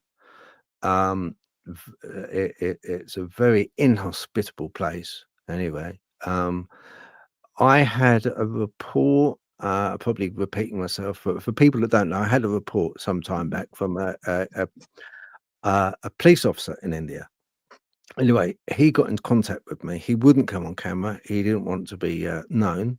there was a bit of a massacre in a village. Now, one village was close by to another, about 5 miles distance, which is close, you know, in Uttar Pradesh. It's like kind of because it's sporadically placed, all these villages, you know, but 5 miles is nothing for them to walk. You know, I mean, I find it hard walking to a Tesco's Express personally, but to walk 5 miles to get, but they think nothing of it. And one evening, it was basically the whole village was massacred. A lot of people went running off, and there was one old lady left. And when the police came, the local police, they turned up in jeeps and that, and they interviewed her and said, "What went on? What happened?" The other village, you know, the people from the young men from the village, the young men, and that's what they thought. Sorry, that's what the police thought. She said no, because they said, was it the other village? Because there was like one village doesn't like the other because of the land. The arable land is like very sparse because it's so rocky and so cliffy, and like it's not very good arable land. So any bit of growing land they can find in an area is like gold dust, because that's food to them. So one village will hate another, and they'll sort of like kind of have this, you know, thing going on between villages. So the police automatically thought it was the young guys that come over and you know, get rid of you, go, leave the village, go, get out of the way, you know, go, leave this village so that we can have the land and grow. So, and the old lady said, no, these men came, but they had dogs' faces. Alexander the Great was a fantastic tactician, and he kept immaculate records. Really, so lucky. He kept really good records, and he would invade. And if he invaded and saw me, he'd go, right, tell you what, Cotval, all right, you either fight with us, okay, you can go at the back, you can fight with us or make tea, okay, or we'll get rid of you, you know. And I'll be like, oh, I'll tell you what, I'll join you. That was how he bolstered numbers in his army. He came across the Cynocephali, and he said that they were expert at spear, and they were expert shieldsmen as well. They had like clothes like cloaks. They spoke to each other in barks. Anyway, they were fantastic fighters, very, very quick, extremely. It was documented saying that you know, they were very fast. You could hardly see them when they ran through the forest and stuff. You know, through the ground, not forest. So they ended up, because they were outnumbered, outgunned. The Cynocephali ended up being scouts for Alexander the Great, scouting for him, and they were superb, absolutely superb. Yeah, that's what you meant, isn't it, Dai? Yep. Yeah. So, you know, we have this, don't we? We have this sort of history of kind of dog men all throughout history.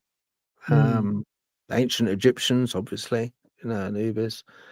Yeah, so there has to be a grain of truth in there. I mean, the Egyptians knew about them, Alexander the Great knew about them, but when it comes down to modern history, we don't know about them.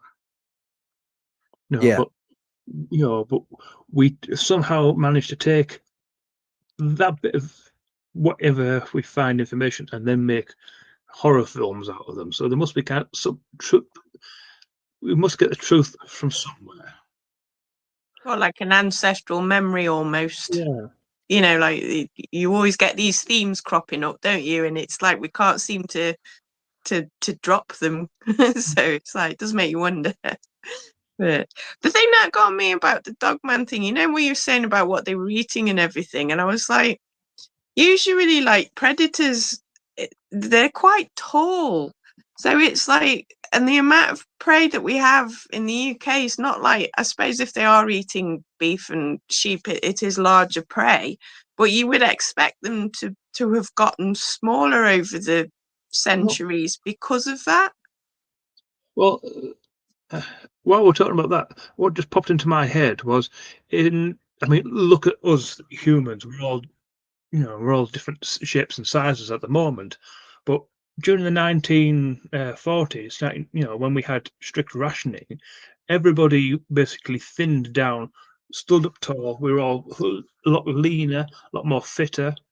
Can you imagine what we'd all be like if we were all on a correct diet without eating fish and chips, junk food, takeaways?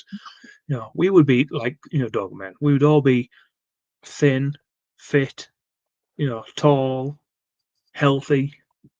I suppose that is true, because when you look at the like the survival programs, I used to like watching the Bruce Parry's one years ago, and he's I think was he an ex-marine, or he was ex-military that was fairly hardcore, and he used to have trouble keeping up with some of the tribes people that he went and visited, around the world, and I think there was one of them that lived in the forest, and he was like, I can't keep up with them. It's like, and these little dudes are like running through the forest for 6 hours, and he's like, I'm ex-military and I don't understand how they're so hardcore. But I suppose you have a point there, don't you? Because it's like, if you're not eating eating your sweets and fish and chips, you would be stronger and tougher. And yeah, I mean, if you look at us, when we're cold, we wrap ourselves in big, fluffy jackets. We go to bed with, I go to bed with 2 duvets and a hot husband, but, he cuddles me, he loves it. Yeah, we go outdoors, we eat out, on stones. If you live outdoors and you don't wear shoes, your feet become toughened and hardened, and you can move a bit faster than the rest of us going, we'll just stuck the stone. So It's strange.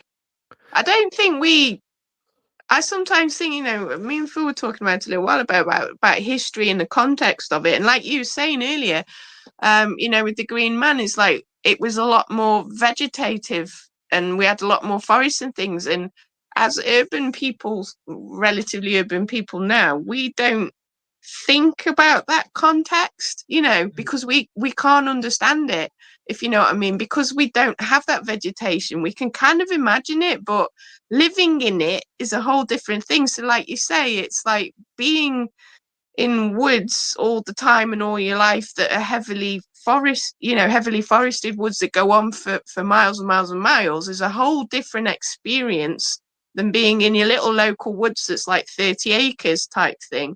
And it's like it does change your mindset and your understanding of things. So it's like I sometimes think, like you say, when you're sitting on your sofa with your fluffy your hoodie on and your fluffy blankets and things, you don't I don't think you can understand to the same degree, what things were really like, or what people were like, or what living like that was like. So it is a bit harder to sort of. It's like those of us up north compared to people down south. I once, I lived in Horsham for a while. I think it was in November. I had a freshly shaved head. Try and imagine me without a beard. Skinhead. Skinhead sort of thing. Trojan. I got jeans, boots. I got a shirt on. Short sleeves. And I'm quite happily just walking through the community. Everybody else is running around in big puffer jackets, cold, woolly hats, and I'm thinking, yeah, a bunch of softies. This isn't cold. You're going to go north, it's cold. Yeah. I used to be like that. It's like I don't have visitors because my house is usually between 14 degrees and 18 degrees max. And it's like in the winter, and everybody else's houses are on like 24 degrees and 22 degrees. And it's like, I can't cope with their heat. And they walk into my house and are like, when are you putting the heating on? I'm like, what do you mean? This is perfectly comfortable. I don't understand what you're talking about. But yeah, I suppose the context of it is different. But and the environment, like you said before, the environment of it's but yeah, I wonder if so do you think the Dogmen do travel that far from Scotland all the way down south, or do you think there are more regional variants possibly that travel around but not that extensively? From the research groups that we have been working with and over the years, there is we do think that they travel up and down the country. Okay. We are aware of that. There is a group in Scotland that come, in the Cairngorms, the northern Scotland area. I think there was a farm that was attacked. I seem to remember that. Anyway, but yeah, we have, especially for Yorkshire, we know that there's been sightings in Northumberland, Durham area. There's a certain part of the North York Moors where they've been seen, on and off. And then Hull has a reputation for one dog man. All right.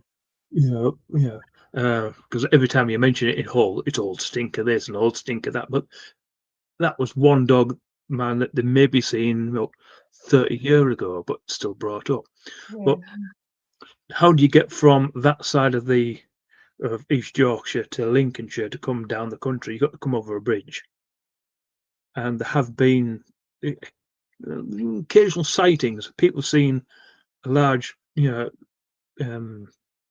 creature running at speed across the bridge.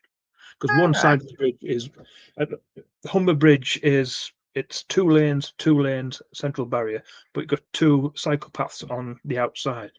One side is open to all traffic, the other side is closed for general maintenance. So the only time they ever open it is when they do a charity run, because they go over the bridge this way around and back up the other side. So if you're traveling across the bridge, you're not going to be on this side where all the cyclists and the public are. You're going to ignore the bridge, and you're going to go on the far side, quicker on down the bridge into the trees. And we've had sightings of that, so we know they're going up and down the country. Population wise, probably no more than 10, 15. Oh, really? We know there's not that many of them, because we're not like the United States. We're not a big country. We don't know what their breeding cycle is. I have absolute respect for them. I don't want to interfere with them. Back off. I leave them alone. It's like wild man. They're over there. I've got to leave them alone. I'm not going to interfere. We've got to have mysteries in life, haven't we? Well, you need the odd mystery, yeah. Yeah, exactly. It'd be boring if we didn't have mysteries. Yeah. No, I agree. Are you okay to answer some questions from people, Dai? Yep, go ahead. No comments? I will just say for your friend who's the chap that likes looking around woodland and paranormal, if he's Mike.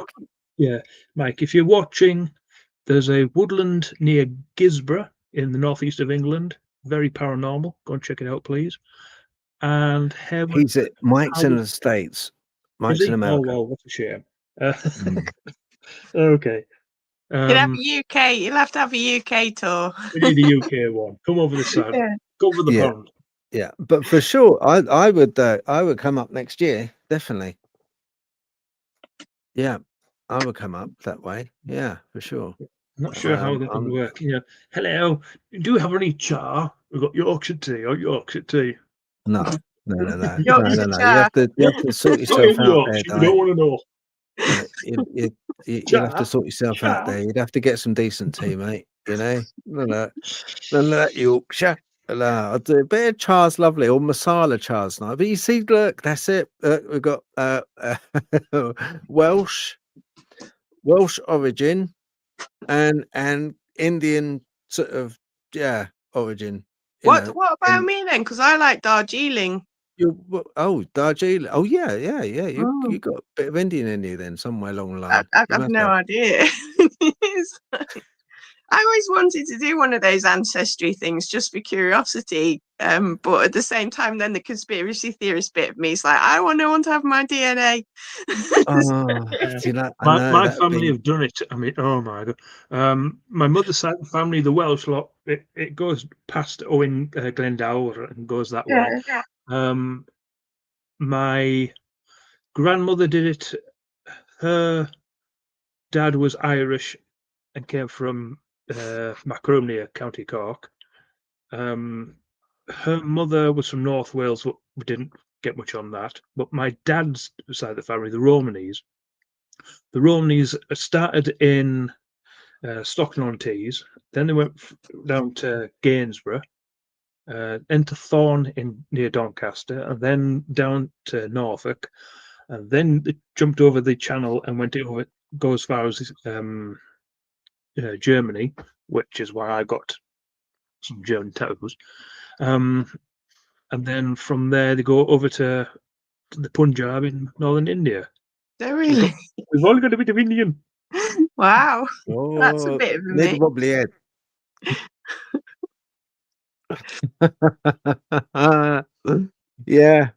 Yeah, no, that's good. I mean, it's a crazy old world. I mean, I've got a book downstairs I was reading on we're talking about a bipedal standing up dog that has got a physique of a man and a head of a wolf. It does sound crazy. Oh, my lighting went. There you go, paranormal. But let's turn that up. Oh my God, you're talking about furries. We've also got stories. It's suddenly gone mad in the studio. I know, it's gone He's crazy. thinking of a body of this and a dog of a head. It's a furry. We've also got crazy stories like I've got a book downstairs. I haven't started yet, but I'm going to. Jeff the Talking Mongoose. Is that a Have you kid's heard of book that? or a literal? There's a book. Yeah, it's a story, an account that was Nandor Fodor investigated it. It was a friend of Price, Harry Price. Was it Harry Price? Oh, No, what was his name? Yeah, Harry Price, wasn't it? Yeah, paranormal investigator. Yeah. Nandor Fodor, Dutch. Funny enough, Natalie, Dutch, Viking, okay. Anglo-Saxon. Chris, are you sure? I look like I should be in a horror movie. You do. It's suddenly gone spooky. I could get up and change it, but then my gut would go over the table and it just like everyone would be like, "Oh no, that's too much." As soon as I got up. All right, let's see if we've got questions. Do you think they migrate, Dai? Yep. Okay. Yeah. Anything else we've got? that one? Yes. Nice, succinct, to the point. How do you know that they are not being that you're not being tricked? What if aliens have set their mission by saying bad cryptids escaped when in reality they are merging into society, believing in Jesus is a play? Okay, then, right, 2,000-year-old play, right? All right. How do you know you are not being tricked? Well, I'm not sure. I mean, I've been tricked. I've been tricked most of my life, to be honest. What if aliens have set their mission by saying bad cryptids escaped when in reality? Well, aliens haven't told me that cryptids have escaped for a start, because all I do know is aliens seem to be pretty awful. I've never heard of one witness saying that they've been taken aboard, abducted, and having a nice time. Wish I could do that again. All abductees seem to sort of have some kind of post-trauma, memory loss. All abductees seem to sort of be fearful of them. So they're not particularly a nice entity to have dealings with, to be honest. So there's that. By saying cryptids escaped, in reality they're merging with society. Well, cryptids aren't actually merging with society, like Dai said. They keep themselves very much to themselves. They're not really that bothered about us. They just live their time that they live their time. Believing in Jesus is a play. Well, it's a hell of an old play. And it's one of the archetypal plays which has not faltered, hasn't changed. I know you're not going to like this, Di, but hasn't changed its story for Much. for age, essentially, in the Old Testament as well. I mean, that was a covenant between God and Jews. The Old Testament, let's face it, it was a promise. It was a combining of the people and God. That was the Old Testament, really. But it hasn't. There's parts of quite a few parts of it which later on now we kind of like thought, Younger Dryas, the Great Flood. Yeah, that sort of works out. And it's kind of, so I don't quite get that, but anyway, Keith Aston Ploy, not sure, don't know. It's saying it's. I think he's saying ploy rather than play. Could be play. That would make sense. Yeah.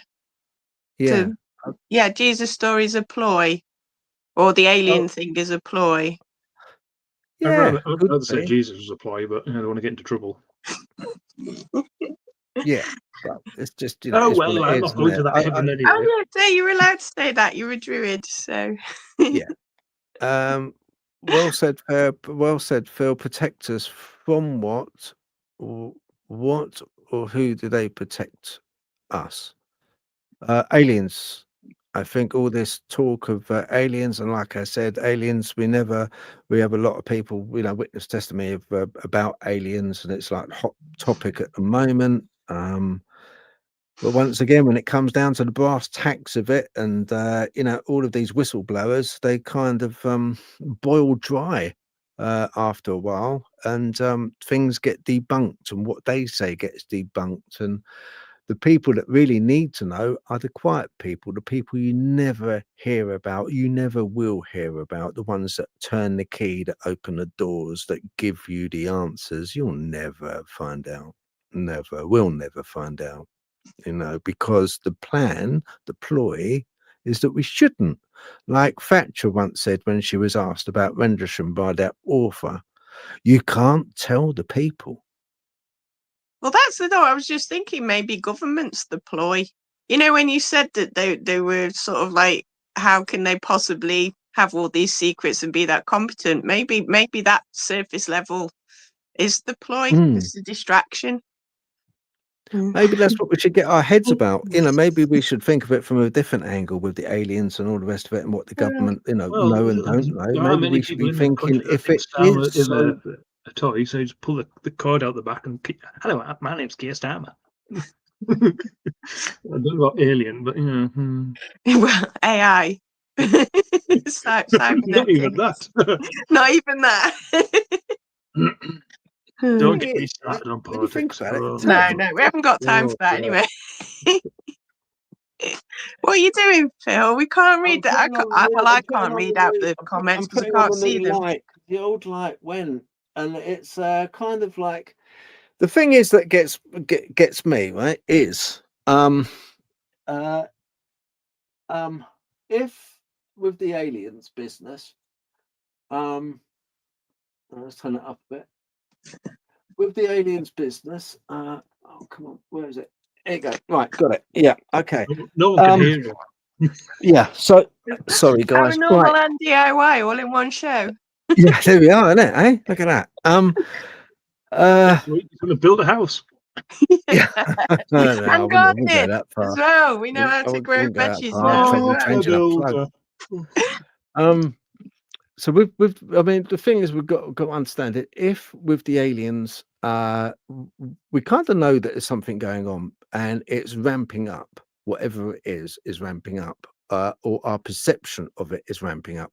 They're seeing it more. It's more frequent. It's kind of becoming a bit.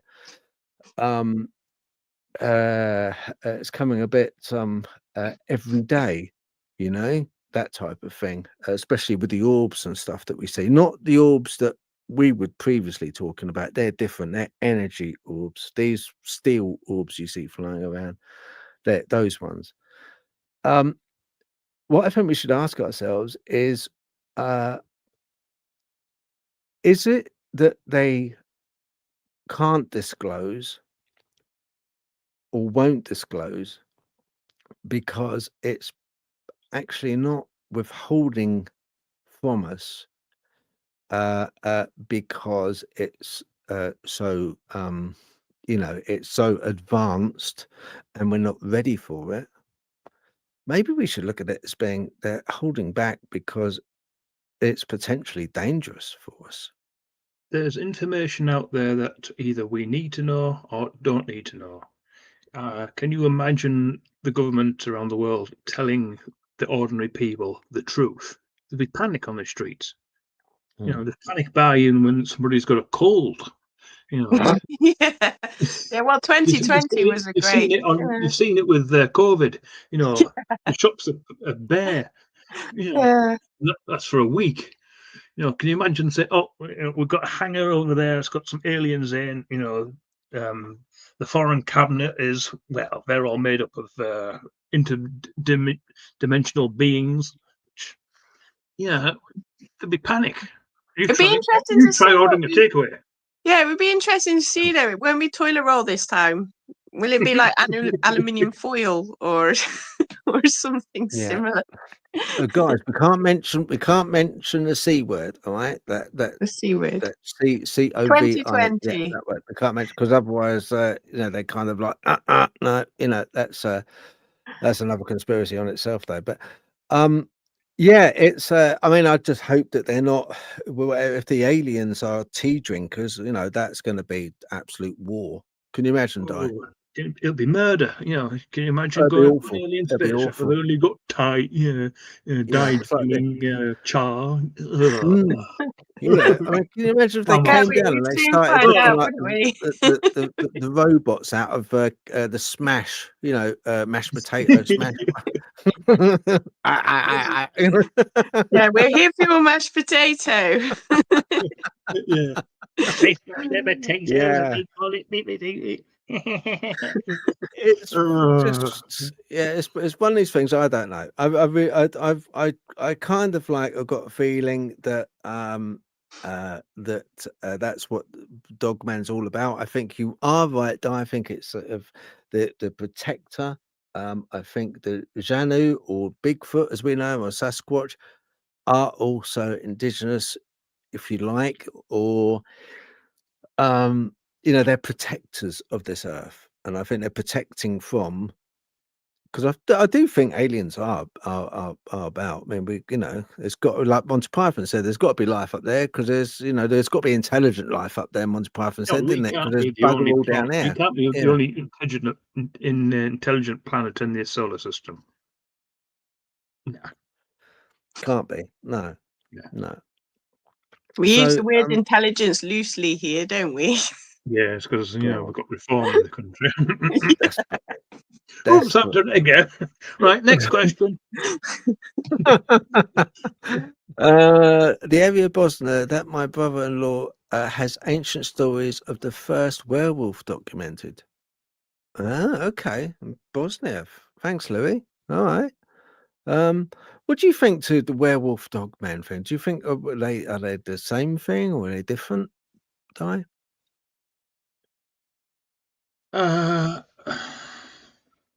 I would say they're definitely different. There's a difference. There's a guy out there called is it Joey? He's the one to talk to on this subject with a lot more in-depth detail. But yeah, as far as I'm aware, Dogman is a separate thing to a werewolf. As far as I'm aware, a werewolf is. I'm probably going to get wrong for this, but werewolf is Hollywood. Just a quick one. Dragonborn Rising said, sorry, missed so much of this, Dai. Do you belong to a grove? Yes. Okay. Simple answer, yes. I'm a member of two groves, one in County Durham, Silver Bear Grove, and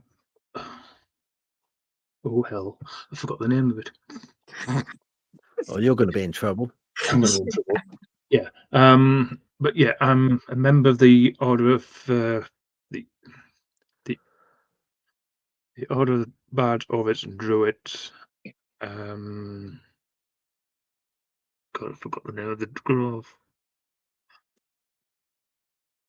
Oh, I'm gonna get shouted at now. I can't remember the name of the Just grove. say it's so sacred you can't say the name on YouTube right now because it's so special. Can't remember it. It's a Welsh one. It's a long. I can't remember it. Sorry. It's mid Wales. It's mid. I know it's mid Wales, but Glamorgan. I can't remember. Okay, that's But fine. yeah, That's right. I'm a You're member a of the member of grove. two groves. That's fine. God, you're in so much trouble. Nayfair said, but don't the Bigfoot fall into the category of giants or Nephilim? No.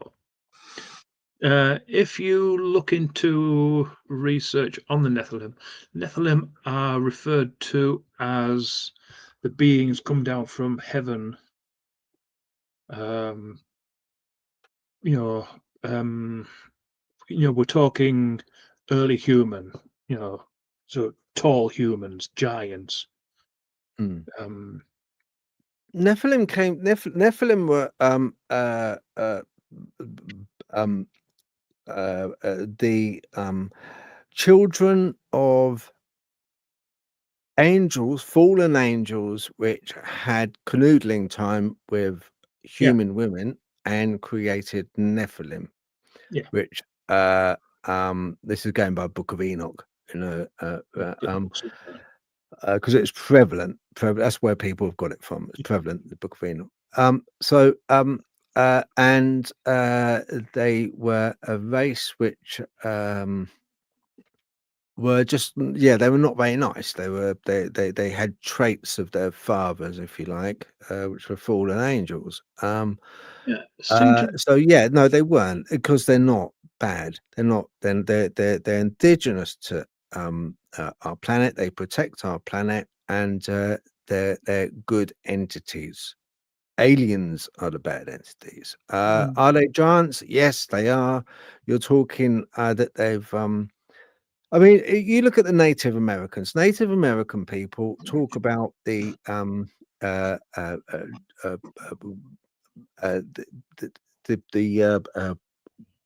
wild men, giant wild men, and they interact with Native Americans. They help them. They the only thing they ask is you have a certain amount of respect for them. But that should be the same for, is the same if you meet a dog man. You first thing you do, you don't run, you have respect for it. According to some sources, Dr. Johnson, Dr. J, Bigfoot, Dogman, etc., are Christian. Yes, yeah. I wouldn't say Dogmen. He hasn't said that Dogmen are Christian. But Bigfoot, yes. He hasn't said Bigfoot. They like to be known as Janu, and he said that the Janu are essentially, on the Council of 12 on a Janu, they do follow. They don't follow Christian beliefs, but they do. But they predate Christianity. They're very, very old, but they come from another planet, another a dimension, if you like, through a portal, because their planet was breaking up. But they agree, and they what's the word? The Janu, by Dr. J, he said that they affiliate more with Christianity as a religion than any other religion. Bigfoot didn't come from fallen angels. That's from Sasquatch Sister Dawn. No, they didn't. Not at all. No, Bigfoot did not come from fallen angels. Not at all. No, absolutely not. Wrong. Yeah, you're quite right there. They didn't. Yeah. Right. I don't know if we got anything more. I tell you what, I wanted to just quickly touch upon, Dai. Mhm. Right now, we did mention. I did sort of talk to you about this before. The FIFO, which is Fifaf or FIFO, is pronounced as, which Druids were believed to cast a spell called the FIFO, which allowed them to become invisible or change their appearance to evade enemies. Do you know? Have you heard of that? I've heard of it, but personally, I think it's a lot of made up gobbledygook. You know. Okay. That was succinct, wasn't it? Yeah, gobbledygook. I like gobbledygook though. That's good. Very succinct. All right, My nana used to say wished and nark it, and I love those old words. Oh, my mum used to say wished.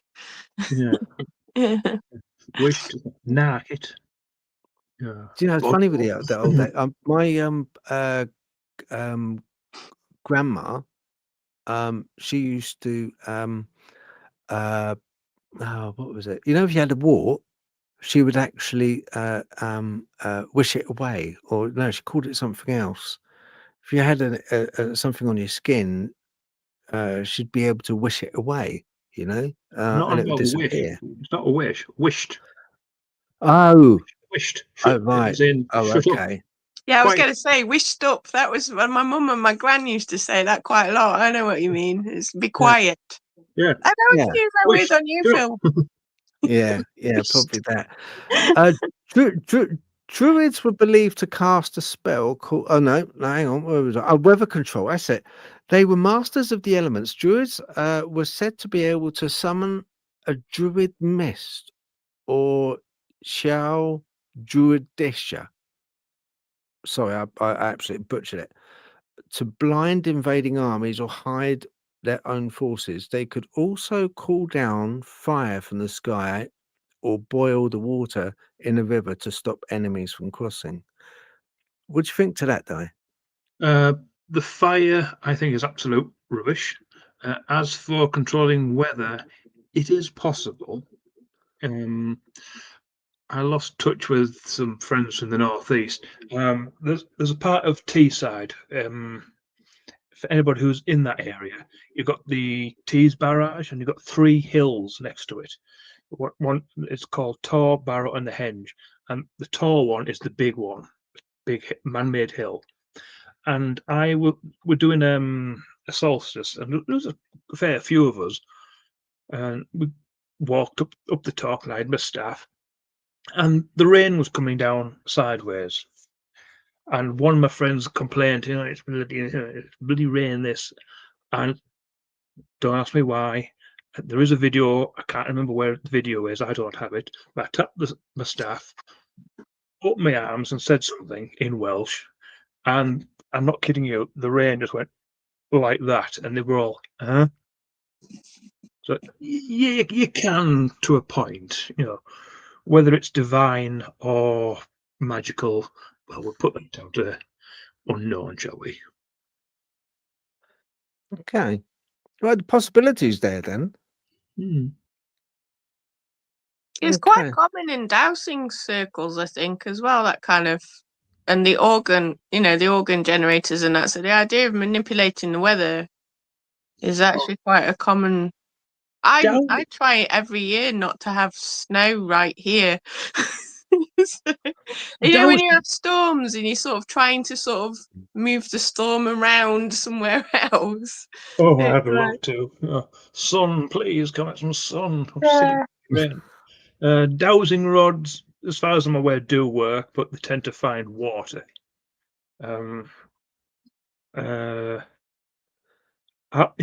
Having grown up in the northeast, I like the idea of what is it? They hang seaweed on the side of the house. If the seaweed's dry, it's a dry day. And if it's flapping like that, it's windy. if it's got some snow on it, it's going to be snowy. I always said the only weather you can trust is the weather that you can see straight out the window. When everyone's going on about weather forecasting, I was like, the only weather you can trust is the weather you can see. Yeah. I mean, it's a bit Yeah. stupid. I mean, working in a kitchen garden, those who know me I used to, those old big, heavy woolen army jumpers. I used to wear them. I'd have a pair of trousers on or a pair of shorts. I've got a polo shirt on, the work shirt, and then I've got this big, heavy jumper on. Rain, sleet, sunny weather. There's me that stood there like a dope. So this big woolly jumper on, drinking mud of tea in the garden. Yeah.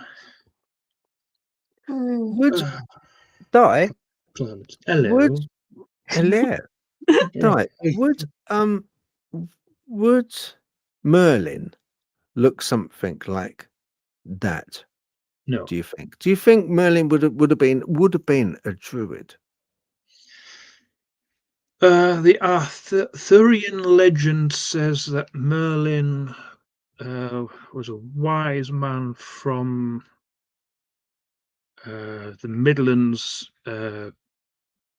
bordering onto Wales, Hereford area. Excuse me. Said to be an old man. There's a lot of stories that say he was a druid, but as far as I'm aware, I don't believe he was. I mean, who can tell? We can't tell if King Arthur was real. The only King Arthur I'm aware of is King Arthur, who is at Stonehenge with the warband and the head of the English Druids. A lovely chap, and if you ever get to meet him, he's absolutely divine to talk to.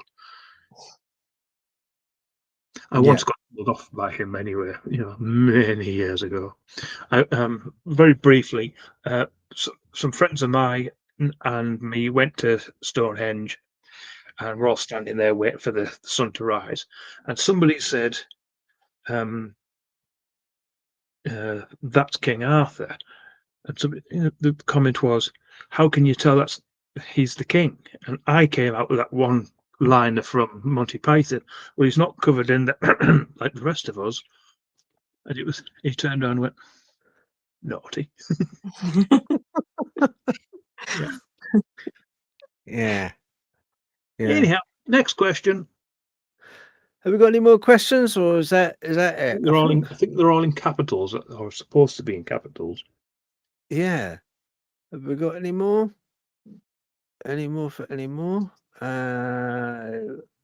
He's talking about Arthur Pendragon. Yes. Yeah. He's talking about Arthur Pendragon. Yes. Pendragon. He's a lovely chap. It's great, isn't it? I mean, it's such an enduring story. It's just, it's meat and drink to a soul like me, something like that. Sasquatch Sister said, has Dai learned, or will he be taking anything different from the live tonight? Probably take medicine before I come on next time. Yeah, probably not to come on again, Diana. Oh, I want to come back. Can I come back next week? Can I be a regular? Oh, I'm not talking to that big nose idiot again. I know that. You were talking about what you're saying, isn't it? Yeah, that's it. Well, I'll tell you what. If that's it, I think I'll start wrapping up, guys. It is now 9:18. We've been 2 hours 18 minutes. Is there anything you'd like to share with the people out there, Di? I want to say thank you for inviting me. It's been a pleasure. I've enjoyed it. Can I come back next week? Yes. And the week after that. And the week after that. I tell you what. Yeah. I tell you what. I'm a fountain of useless knowledge. My friends tell me. My interests relay from open canoeing, wild camping, laying hedges, organic horticulture, the outdoors, paranormal. I came out when I was 21. Di, this is the home of useless information. This is honestly, we're not just like a Dogman cryptid. We do isn't it, Natalie? We kind of like cover a whole vast array of different. Yeah, I can build dry stone walls, so you can lay the hedges, and I'll build the dry stone walls. Fantastic. Yeah, I used to do that in Wales. Because we were surrounded by the things, so I had to repair them all. But it's just like big jigsaws. I used to really enjoy doing it. But yeah, so so you're not the only one with very strange. Well, me and a few friends used to go out walking across the North York moors, and we got bored one day, and we saw this wall that had collapsed. So we started repairing the wall, and not telling the local farmers. So every other weekend, we used to tiptoe onto the moors and find a patch of wall and then rebuild it. And one day, the farmer caught us and said, "Yeah, I'm gonna have to pay you." We didn't give our names out, and we tittled off it. So we repaired some of the walls on the moors, and I have to admit, when I was pony sitting up Duffield Way, my friend was like, "You're weird." I thought of you might enjoy going and seeing the National Stone Centre up towards, I think, Wirksworth. And I was like, "What do you mean I'm weird?" So I thought, all right, I'm going to go and have a look. And it's basically just examples of dry stone walls and everything. And I've spent like 3 hours wandering around quite happily going, "Oh, that's an interesting style. That's an interesting." It's in a quarry. He's a boring fact for you. A friend of mine, Mark, a German chap, we were in the St. Cuthbert's part of Durham Cathedral, ignoring the tomb, ignoring all history. We were stood. A tour came in, start the tour, and they went out one door, and they took about 2 hours. When they came back, we were still stood in the same place discussing one column that had been chiselled out, perfect, as flat, a round bit, and then a flat to make a column. 2 hours talking about a chiselling. The actual chiseling. The actual chiseling on this comic. Oh, the tools they had just to do that and make this flat here, and it's all round. Can you feel it? Talk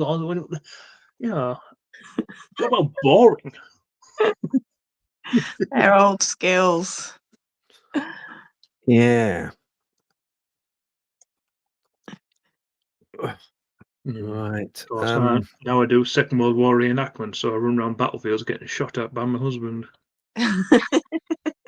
I bet he enjoys that. He enjoys it. Yeah, it's the only punishment I get.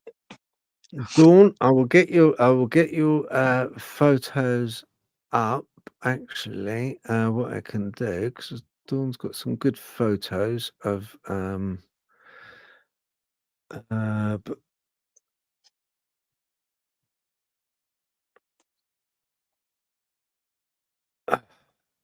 hold on.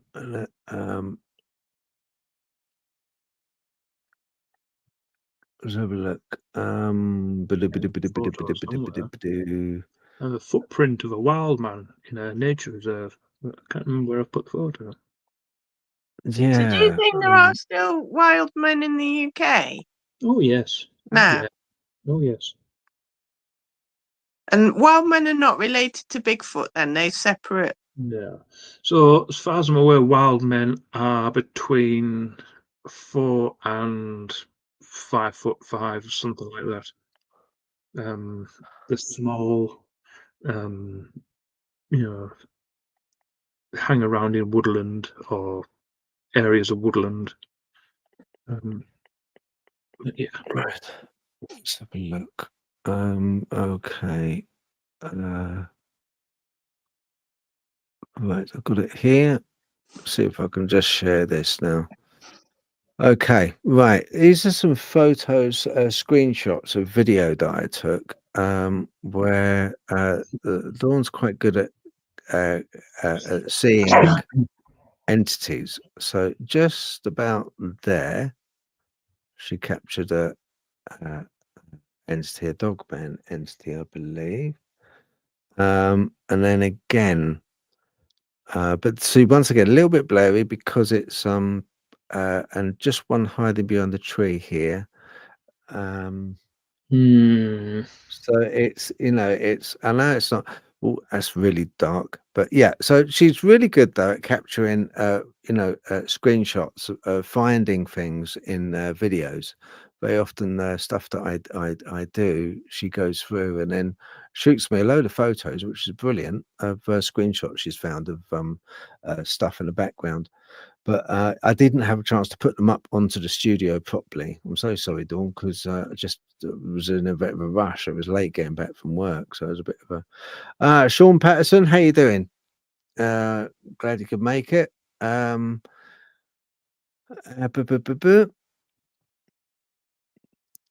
he's a nice guy. Yeah, so yeah, I think that's it, guys. And definitely, Dai, we're gonna have you on again if that's all right. And I think you could be kind of like advisor when it comes to dogman, anything to do with dogmen and stuff like that. Would you be okay with that? Yep. In an advisory capacity? Yep. Oh, brilliant. Okay, then you're channel advisor of Dogman then. Excellent. Brilliant. That's what we need. That'd be You have excellent. to So be next time careful we with Bill, Dai, because you end up in roles you don't expect. It's like, because I ended up co-hosting by accident. So Yeah. it's like you have to be careful what you agree to with Phil. Oh, it's all right. You know, this is how I got into politics years ago. You know, Yeah, would you sponsor me? I signed this form. The next thing you know is I got elected to a town council for. Great. Oh, at least you've got experience of ending up. Oh, politics. Oh, I was an elected town councillor for Labour. I lasted less than a year in the Labour Party. I made a wisecrack joke. I got kicked out of their party. It seems to be a bit of a theme with you, I think. Was it the wry humour? I have a very dry sense of humour. Yeah, People getting you don't into get it. trouble. For example, I was at a political thing years ago, and I was stood talking to the MP, and a woman walked past and stormed off. And the MP said to me, "Something's wrong with her," and I just came out with it. She just found out someone's dropped a house on her sister. Oops. I shouldn't have said it, but you know, the MP was there howling. I should watch what I open my mouth sometimes. Yeah, I can believe that. Yeah. No, I think I just want to say thank you, Joe Monica 6288, become a new member. Thank you very much indeed for that. Great to have you on board. Yes, I think anything like kind of because you've got quite a wide spectrum of knowledge when it comes to Dogman and also paranormality as well. I think it'd be good to have you on board, you know, Diet. So when we get a guest on and we need to get, you know, some questions together and just like ask them, you know, kind of what's going on. You know, we've got a bit of a with Natalie and yourself. We've got because Natalie's really good on the paranormal as well. So you know, it's kind of like gathering together the cream of the crop. You know, gathering together and people that you know have a good what's the word you know, a good standing from the point of view of you know, if you're wrong, you say you're wrong, which is what we need. You know, just honesty. It's like kind of you good grounding. That's what I meant to say. Both of you have got good grounding, like a lot of people that are watching. You know, everybody's got their own little niche, you know. So I'm very, very lucky. I mean, this channel, and I feel very lucky to have the people that we have got that are watching and are so active on the chats, because each one of you, you know, contribute a portion of information that you are a specialist in, you know, that you know about, which is great, and it all contributes and mixes up in the pot, and you know, we hopefully are just trying to get to the truth. That's all we're trying to do, guys, isn't it? Yeah. You know, so let's keep whittling away. So for sure, yeah. All right, Di, you're on board. Yeah. You're gonna regret that. Yeah. Oh, joy. Sleep easy, sleep easy. Yeah, that's it. You When you got to get a call remember, from me Phil. next Now week. you've got a northerner, a Midlander, and you're from down south, aren't you? So you're in trouble. Yeah. Well, actually, I was born in We're Hampshire, heading up to the be honest. country Mrs. slowly. I was born in Hampshire, I have you know, Aldershot. Ooh, Aldershot. Yes. Ooh, no wonder Yeah. he drinks that tea. Yeah. Oh. Yeah, it's very, very posh down that way. Aldershot, I don't know very much about it. I think from 3 years old, because Dad had the chance of, because he was an engineer who installed lifts, first of all. So you know, like lifts in garages, the car ramps. He worked for a company called Kismet, and they like used to install these big hydraulic ramps and stuff. And that's where he kind of like remember him falling foul of Mum once because he was like kind of a Indian bloodline sort of thing. He was born in Cambridge, but kind of his granddad was Indian when he came over. He always had that little bit of Indian where it's like kind of, well, you know, if he can fix a car, he'll fix it rather than chucking it away. He'll kind of fix stuff up, you know. Dad used to. I remember we lived by a dual carriageway called the A40 in Greenford, and because it was a dual carriageway, they widened it into a dual carriageway, so from like, you know, a normal road years and years and years ago, and they built a flyover. Anyway, they put in secondary glazing, and it was because they put secondary glazing in, and the local council paid for it, which is brilliant, you know. And they put these like small air handling fans in, so it suck air in, and then it would recycle and blow it out again. You know, these fans that went in the wall in each room, and they just hum away, constantly going. Like now, the council in a lot of bathrooms and in people's houses, they'll put a fan in, which is always running. You know, it's always sort of ticking over, stop mold and things like that. Anyway, so I had these fans in, and one went wrong.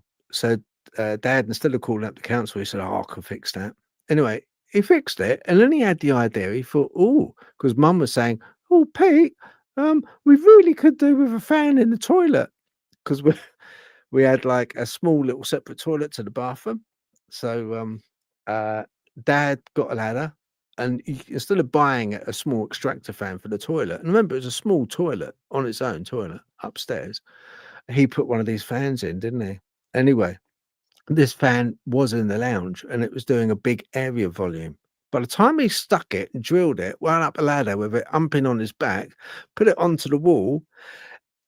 When you went in there for a tom tit, it would be like being in a wind tunnel. Your cheeks would be like this, you know. The toilet paper would be flying all over the place as soon as the fan started up. You can just imagine the neighbours. Oh, I don't know what they've been eating. Exactly.